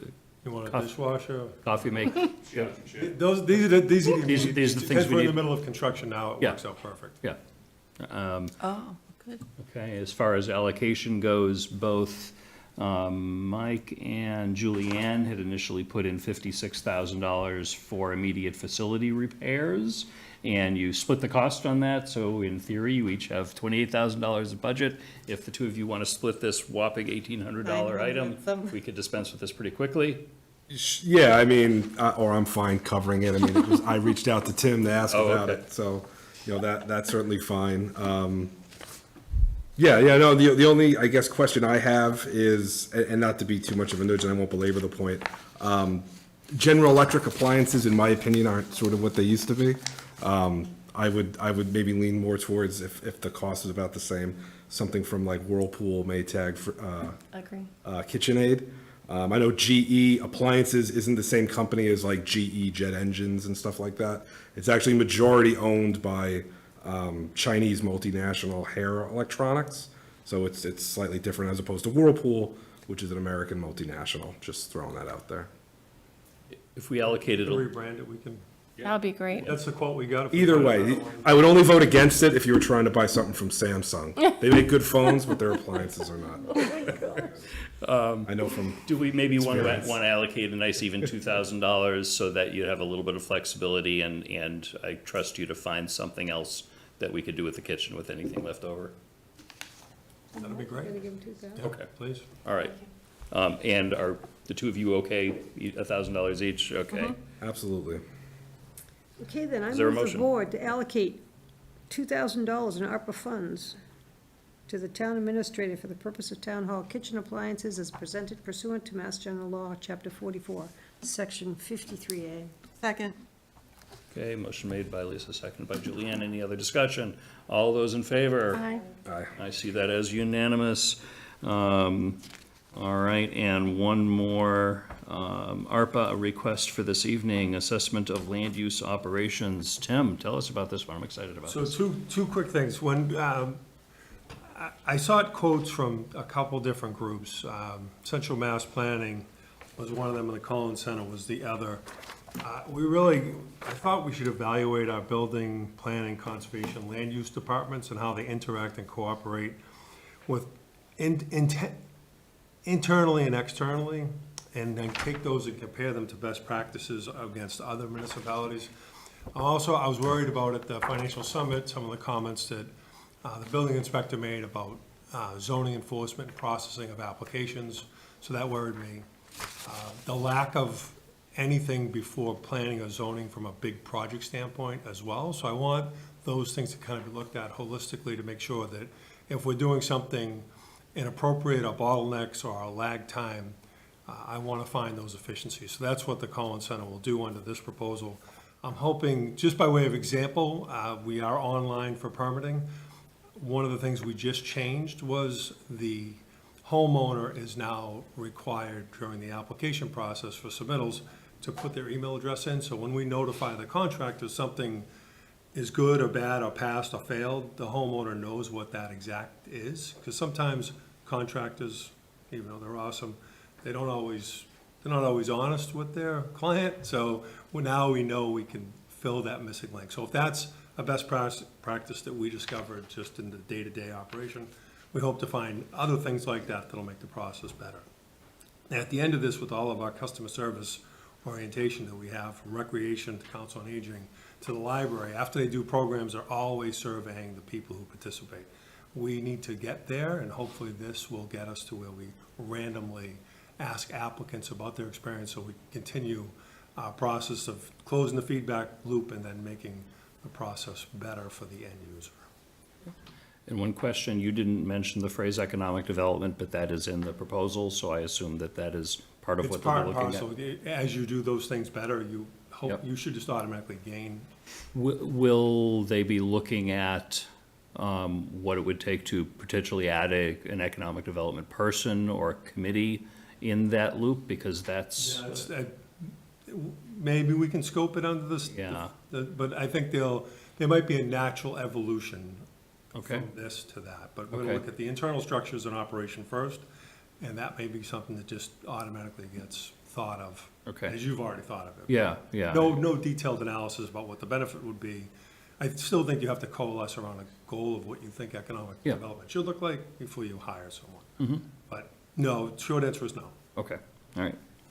So again, explain the three different areas they're gonna work in? What are they gonna, okay. All so- land use, land use, so you have conservation, planning, and the building department. So they look at all and how they function to the outside world and how it looks for the user experience, and internally how we collaborate or don't collaborate. I think you do collaborate very well together, and they'll evaluate that and then create best practices, or at least examine our practices as it relates to the outside world and their best practices, and give us a recommendation on implementing those. How long is it gonna take?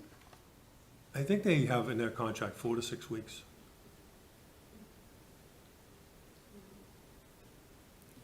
So just to, sorry, Yeah. so just to confirm, the goal of this is to help solve some of the complaints we've heard about our permitting process, or what's the ultimate? Yeah, yeah, I mean, ultimately, any process that is deficient, we want to improve upon it. And then So we gotta ultimately, it evaluate may result in, faster permitting times, faster contractor, so that they can get their work done quicker? Yeah, if there's a best practice like notifying a homeowner at the same time, or getting things to be sent out simultaneously from the system, it'll identify that and we'll implement that recommendation. Will they also tell us if they notice areas in our current process that are lacking? Yeah, they'll I guess that'll be part conduct of the interviews with all those groups and those users and workforce, and say, how does it go now? And again, compare it to the best practices, Got it. how it should go, or does go in places that do it better than we do it. I really like this idea, and I like that it's going to be looked at a high level. Because this has been, I think since the day we got elected, this has been an ongoing, I guess, comment we've heard from residents. Yeah. Thank you. Well, there is some, I mean, I did talk to a couple of different people who are not happy with the price increases of the permits and some of the processes that they have to go through. So there's a 15-page application for certain things. I honestly don't know if that's, if you go to ZBA, it's a 15-page application, or if it's an application for anything that you do. But that they felt that it was too difficult. They didn't want to do it online, they didn't like it, so they ended up stop what they had planned. So We'll find how does that- all those pinch points, we'll identify them, and we'll have implementable strategies so we can make it better. This is an item that wasn't explicitly allocated, but I think I'm seeing support around the table. Might suggest we just split it 5 ways. I got money. I'm happy to support this one. Okay, you don't want to contribute towards this, okay? Julianne, yes or no on this? Yes. Or yes? Okay, Mike? Yeah, no, I think it's important to do this probably periodically, but, should certainly be done, to Tim's point, find efficiencies, show the public that we're working Yes. to do that, so. Okay, and you're interested in 100%, contributing? And yep. I'm also interested, so we'll split this Yep. 4 ways. Yeah. I like the idea of being able to, when people are commenting about it, that we'll have an honest Yeah. response for something that we are doing to look at it. Okay. Is there a motion? Yes, Mr. Chair, I move the board vote to allocate 15,000 in ARPA funds to the town administrator for the purpose of assessment of land use operations as presented pursuant to Massachusetts General Law, Chapter 44, Section 53A. Second. Motion made by Mike, seconded by Laura. Any other discussion? Julianne? Are you voting? Are you voting or you have a question? Sorry. Okay, all those in favor? Aye. Aye. I see that as unanimous. All right, thank you. That time of night. All right. Pictures here real quick. I thank Scott and Sean for getting Yeah. this, from that to this, so thank you Yeah. very Wow, much. that looks looks really great. good. Thank you. Thanks. Very nice. Does anyone need a short break before we continue? Does anyone feel like we should end before we get to some more of these things? I'm sure the police station piece will be Yeah, I very think we quick. have It'll only two. take a We've minute got or two. two to do anyway, right? We've got a couple of these things that we, Katie done and, I am Yeah. concerned about the time, though. yeah. yeah, So- and I think I agree with you after those Can we two. plan on just prioritizing? Yeah, let's, is everyone in agreement that we're gonna do the police station siding? Yeah. Okay, and then Well, we'll, that- then we'll yeah. figure, we'll. I'll be back on the 23rd if it's the, you know, Yeah, desire of the we'll board do to this one, and postpone. then we'll see what we're in for next, okay. Okay. Want to do this first? Yes, please. Yeah, police station siding, Sorry. okay. All I right, only give- put these two slides together just so the board knew where this was posted. Yeah. So you can just see those, and Scott's going to walk you through what we think happened with the fact that we got no bids. So you're aware that we put the police station siding project out to bid, and I sent an email out to the board with a link to the town's webpage, which provides prospective bidders access to the bid documents and registers them as plan holders. The advertisements you see here are in accordance with Mass General Law, Chapter 39M. It's what every community does. I'm sorry, Chapter 149, what every community does for building projects. This building project also requires DCAM certification. It's a certification through the state that identifies certain contractors as qualified to do the work. The DCAM certification requirement is based on the expected cost of the project. Over $150,000, you got to be DCAM certified to submit a bid. You don't have to be DCAM certified to get the drawings. Anybody can get the drawings. So what you see in front of you here is the plan holder list. So there were 16 plan holders. Some of them are just simple plan houses. So there's a lot of companies out there that get invitations for bid packages together, and then contractors just subscribe to one of them. There's Project Dog, Construct Connect, Prime Vendors, Deltec, there's a bunch of other ones as well. So they're not prospective bidders, they're just plan houses. You remove those, there's 1, 2, 3, 4, 5, 6, 7, leaves 9 prospective bidders that are contractors. Northeast Painting, NEL Corporation, Infrastructure Limited, C&K Roofing, H.J. Russell, CJO Builders, Antonelli Construction, FRG, and Pequan. The bid process went forward. We had a pre-bid, non-mandatory pre-bid site visit. The only person who showed up was a vendor. There were no contractors that showed up. The vendor was a salesman. He sells siding products. There were no questions submitted during a bid process. If you're a prospective bidder and you have a question about the bid package, meaning something isn't clear, what do you mean by this? Exactly how do you expect us to do that?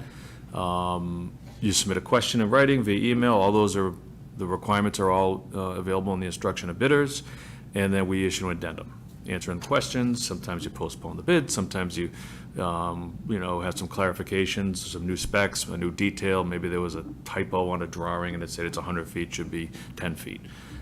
We did not receive any questions from any prospective bidders, so the bid opening proceeded on September 5th, and at 2 p.m. we received 0 bids. Nobody submitted bids. So I guess, the bid opening, that doesn't necessarily occur if there's no bids to open. That's where we are here today. Did you reach out to any of the people that got the information to ask, hey, was there something that could have been different that you would have been interested in? I did. We reached out to a couple contractors who are on the plan holder list, one of which was one of them that gave us the estimate a long time ago for materials alone. I believe it was Infrastructure Limited. They did not have time to bid. It wasn't a project on their radar to bid, so they chose not to. I reached out to another contractor.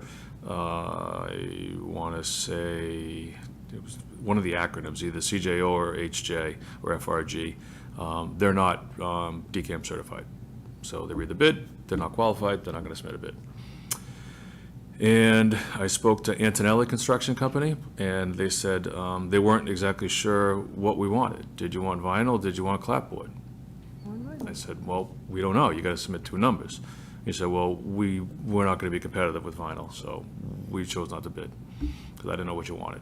I said, okay. We discussed with the architect here, one of the, couple meetings we had, with the concern that the architect expressed that I echoed. Putting the bid package together the way it was likely going to eliminate certain prospective bidders. A vinyl siding company is not going to bid on this because they don't do clapboard replacement. A carpentry company is likely not going to bid on it because they're not going to be competitive on vinyl siding. So that leaves you with general contractors. It's a relatively small project when it comes to DCAM certified general contractors. The amount of effort it takes to be a general contractor on let's say it's a $250,000 project. The amount of effort it takes to be a GC on that is very similar to what it would be on a $2.5 million project. The profit isn't there. My guess is that's why general contractors really didn't pick up the drawings or submit. I know NEL is a general contractor, as is Infrastructure Limited. So those are my guesses on why general contractors didn't submit. The former comment about excluding prospective bidders because of the way the package was put out apparently showed true from what the architect had suggested might happen, and it did. Questions, or do we want to ask Scott for a suggestion? Scott? Oh, I'm sorry that we didn't get any responses, and I wish there was an easier way around this. I just still The keep. unfortunate thing is, it's that now, we gotta put the board on the spot, and you gotta kind of. Well, no, there isn't a way. We need to make a decision as, instead of trying to hedge and getting nothing. Can we hedge by doing both? Like, can you do two simultaneous bids, or will people look at that and laugh? Wouldn't you do the more expensive one first? Yeah. Then you can't afford it, and then you do the cheaper one? Yeah, so if we were to put a bid out on the street for vinyl siding, and we're not sure which one we want, and the vinyl siding comes in at $200,000, we have adequate funds to do the project. We have to engage them. Okay. If we choose not to because we changed our mind, we could be subject to being forced to reimburse the contractors for the cost to generate their bids. I've done hundreds and hundreds of bids. I've never done that. So as Tim indicated, you bid out the highest one. What do you think is going to be the most expensive? That way, if the number comes in above your allocated budget, you don't have to award it. Then you could bid out the lower one. If the number comes in within your budget, congratulations, you have a project going forward. Which of the two? I know the answer, but which of the two is the most The expensive? siding, the cedar siding, the selected demolition, I believe, would be the most expensive of the two options. It's also the most vulnerable to change orders. Once they strip off the siding, we don't know what the sheathing looks like. We don't know how much of the siding is going to fall apart. When I went out on the site with the vendor, I went to show him one of the pieces of siding that was loose, and he pointed out, which is something that I had missed, that the way the joints are, I don't want to say it's a lap joint. It's not a lap joint. It's like a knife joint.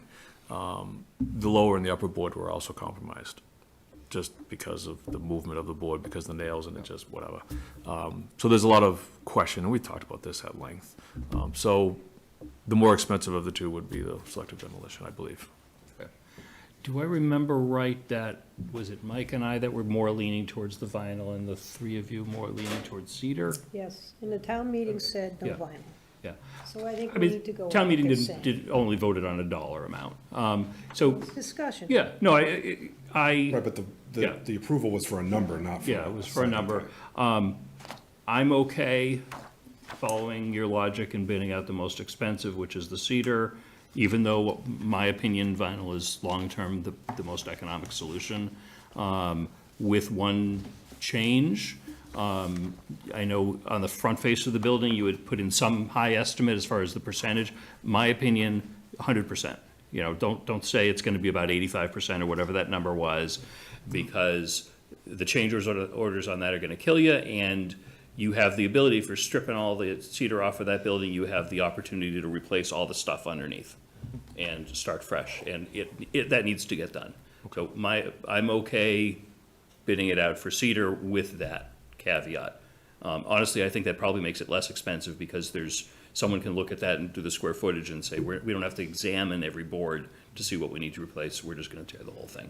Although to do the whole thing, the whole cedar front just alone, if I'm referencing back to prior meetings, just that is more than vinyling the whole building. Yeah. No, that's crazy. Yeah, well, I mean, Scott's suggesting we do the most expensive, we bid it out, we see where we are, and I guess my I concern don't wanna go is- back and forth vinyl versus No, cedar. I know, I don't want to do that. that either. I guess my concern is we do that, the cedar number comes in big as projected, just Yep. like you won't get as many bids came to pass as projected. We got none.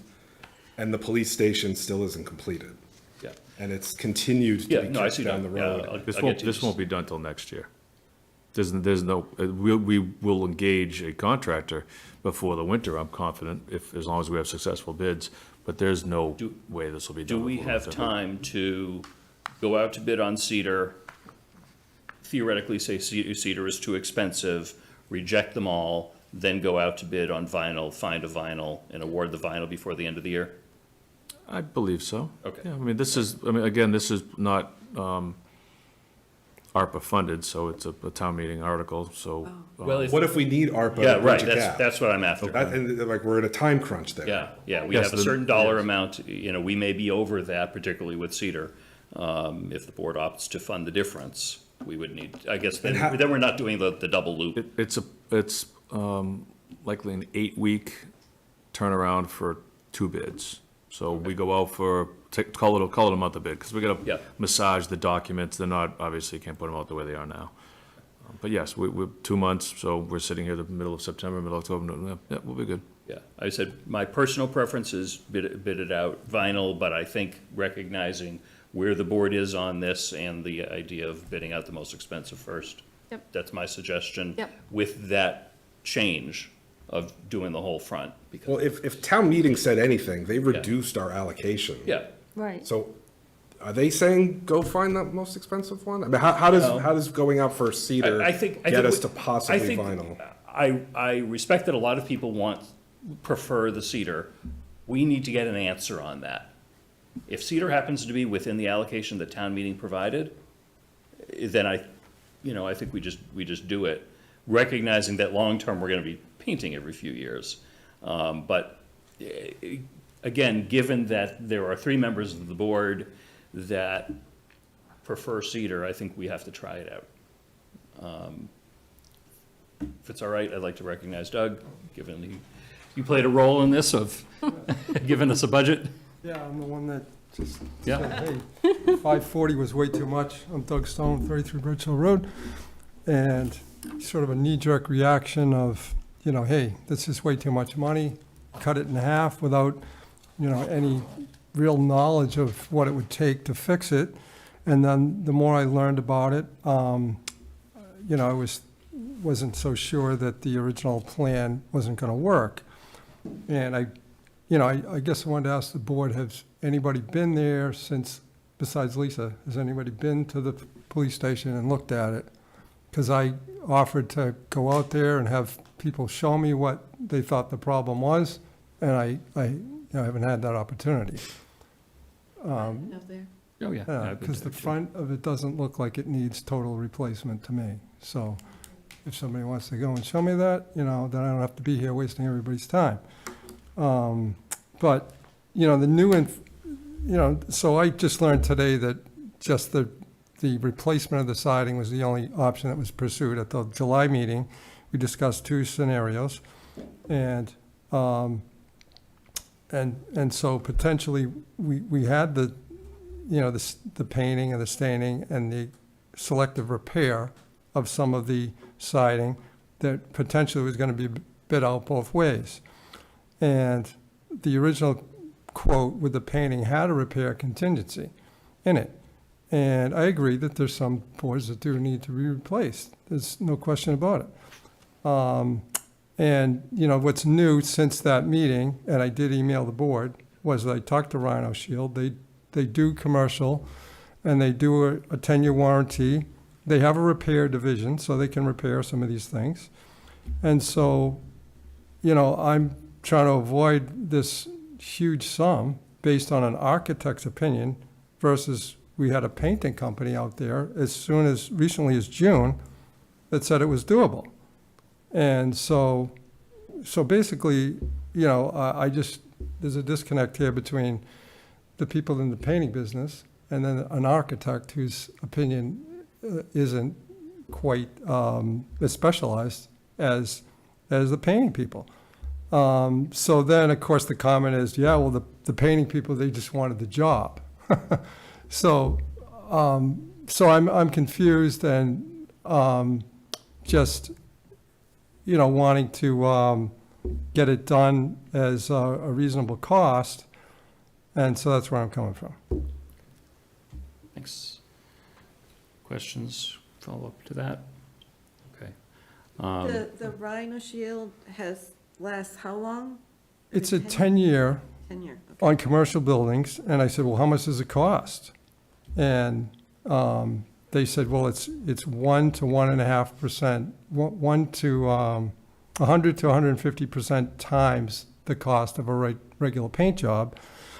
So, I mean, you can figure on 50% more then, right? And then after that period, I said, well, what happens then?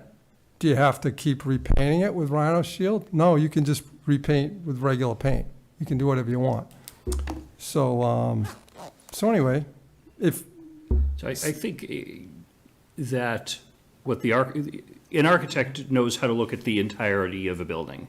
Mm-hmm. And what the architect told us, and correct me if I'm wrong, Scott, is not only are the boards fallen off, but the material underneath has deteriorated.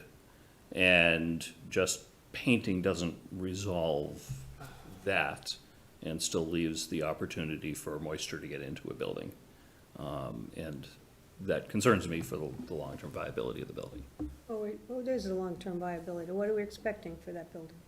Well, I hope we get another 30 or 40 years out of it. Well, then we're gonna have to. We kinda do a have lot to. more to it, Yeah. But we have a already coming up, feasibility Yeah. study. Right, but I mean, So realistically, realistic is to take everything off that and put vinyl on it, and then take that all down, we go to change it, doesn't make sense. It makes sense to repair what you need to repair, paint it, and be done with it. So does that answer wood, to go out to Yeah. bid? Yep. To Yep, that's it. replace rotted wood in paint? I mean, I mean, I'm, no, Necessary. wait, replace. I'm just asking what it is, I don't know. Okay. Just to clarify, to respond to Doug's comments, so the bid package was publicly advertised. If Rhino Shield was interested in submitting a bid on it, they would have. We received a quote from a local painting contractor. If they were interested in doing the project for that number, they had every right to submit a bid on it. If their number is under the $150,000 threshold for DCAM certification, they do not need to submit a DCAM certification form because it's under the value. So these contractors know or should know how to bid a project. If they don't know how to bid a public project, I don't think they should be bidding a public project because they don't know how to do certified payrolls, pay prevailing wage rates, go through a substantial completion inspection. It's a different environment in municipal bidding. There was available for them. Had they had interest and wanted the project, we would be sitting here talking about awarding them a job. Well, if I could just respond to that, in my email that I sent to the selectmen right after, the day after the meeting in July, is that I wrote down the Rhino Shield's number. I said I'd be happy to call them once I knew that the bid was out, and I was, led to believe I was going to be copied on this bid. But in any event, somebody could have called me and said, hey, Doug, why don't you call Rhino Shield? And I would have called them and they would have come out. Well, they have the opportunity to monitor the state bid lists and every other way that we advertise the project. They were also, it sounded like if they're just basically a painting contractor, that's not what we bid out. Well, they have a repair division. All right, so I don't want to, and I don't think we should tonight, after 11 o'clock, start to get sidetracked into other things beyond, do we want to bid it again cedar, do we want to bid it again vinyl? And I think, I think general consensus seems to be bid it again cedar, replacing the front. If we're going to look towards doing something very different than that, I think we should have another discussion another night. Well, Because we spent 2 hours on it a couple months ago. Right. And it would be the same thing again. I think you said it before, just bid it out in the Cedar first and see Yep. what happens. Yep. And then spend more time after that discovering what it is. Yep, I agree. Okay. Thank you. I disagree, but I'm outvoted. Yep, So be it. Now, I appreciate that. Okay. This, I believe, because I've done cedar siding myself, Western red cedar, and painted it and primed it on the back and both sides. And now they've come out with a new, like a pine board. So you go to Home Depot and you're not necessarily going to find Western red cedar anymore. You're going to find like a pine board. So that, I don't know if the contractor would come up with that or whether that would even be a suitable material. So I just wanted to throw that out there. Thanks. All right, so I think we've made a decision as to how we're going to proceed. Yep, let us know what you get back. We'll get on it right away and we'll get it back on the street. I will email out the board again, the link Yep. to the, to get the invitation for bid. And if you guys have any contractors that you think would be interested in bidding, Thank you. please share it. Great. I'll let you know The this more the time, merrier. Doug, I'm sorry about that. Thank you. Here we are, okay. I think everyone was interested in taking up the vote to appoint Katie Holt, Assistant Town Accountant. And that'll be the last for tonight. Yeah, well, some of these are going to be pretty quick, and let's get through this one.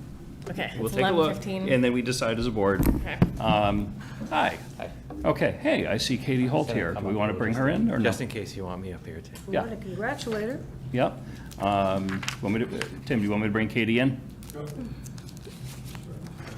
That's all up.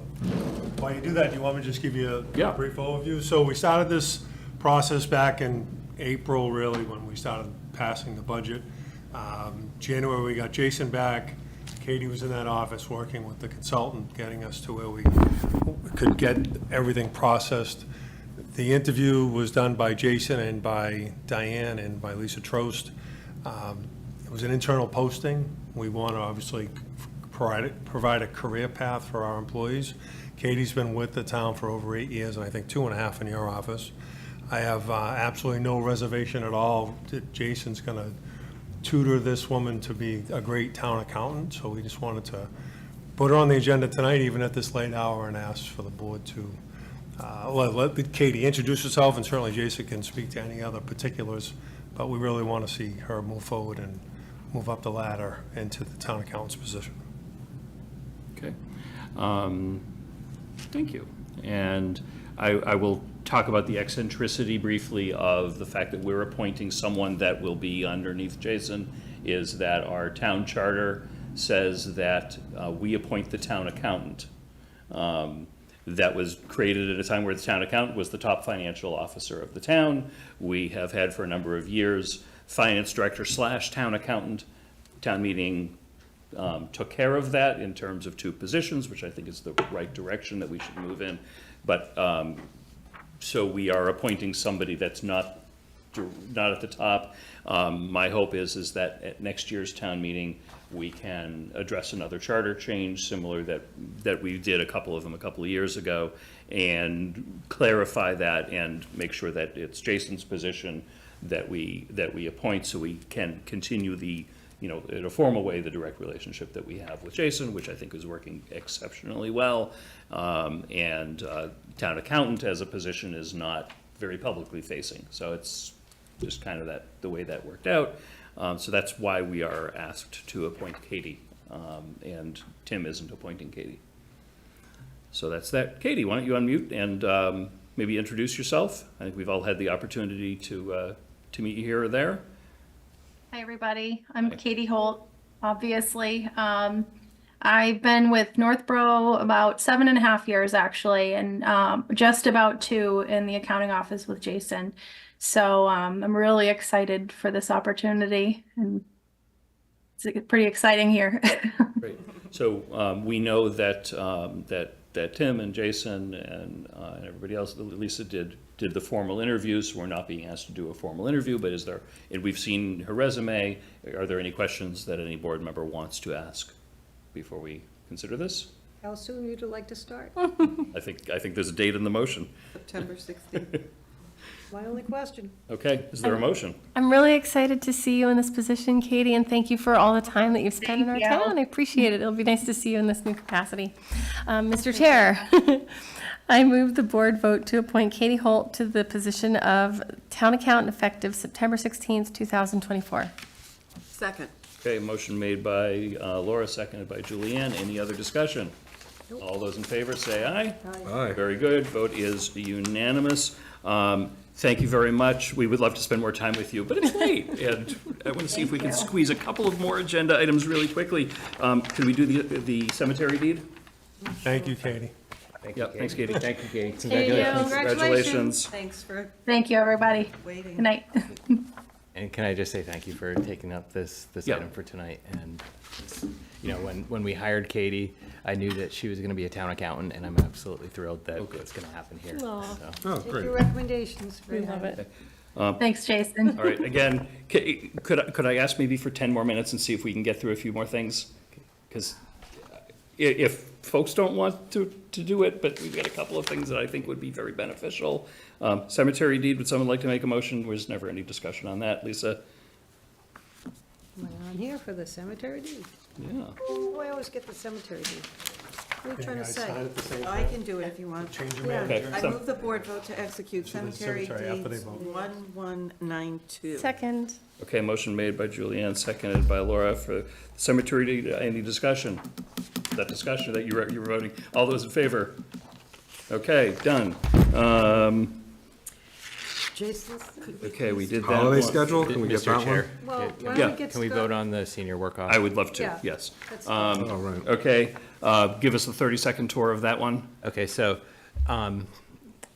in September, we changed some criteria around the senior tax work-off program. It's one of our senior tax relief programs that we have here in town. You increased the individual benefit limit to $1,500. We then enacted at town meeting a local option to raise the threshold to $2,000. There's an aggregate cap that the select board has put in their criteria for the program that was $40,000. We just need to increase that now based on the number of participants in the program to $50,000. And if there's any questions, I'm happy to answer them. Okay. So it's very successful. Yes. It's a good problem to have.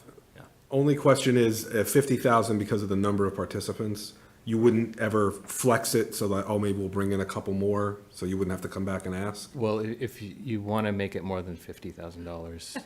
Okay. I just didn't know if, like, for some reason it had to be exact, or could you flex it? Well, it's just the total number of participants. Right. Annually, up to the point in December, last September, there'd been no more than 10 or 12 participants in the program per year. Once the aggregate cap got enacted, Kendra, the senior center director, was very active in recruiting people into the program. So we've had much more participation in the program than we had in the past. Okay. Do you want more? Would you use more? This was the request from the senior center that came through to me, was the $10,000 increase in the program, so.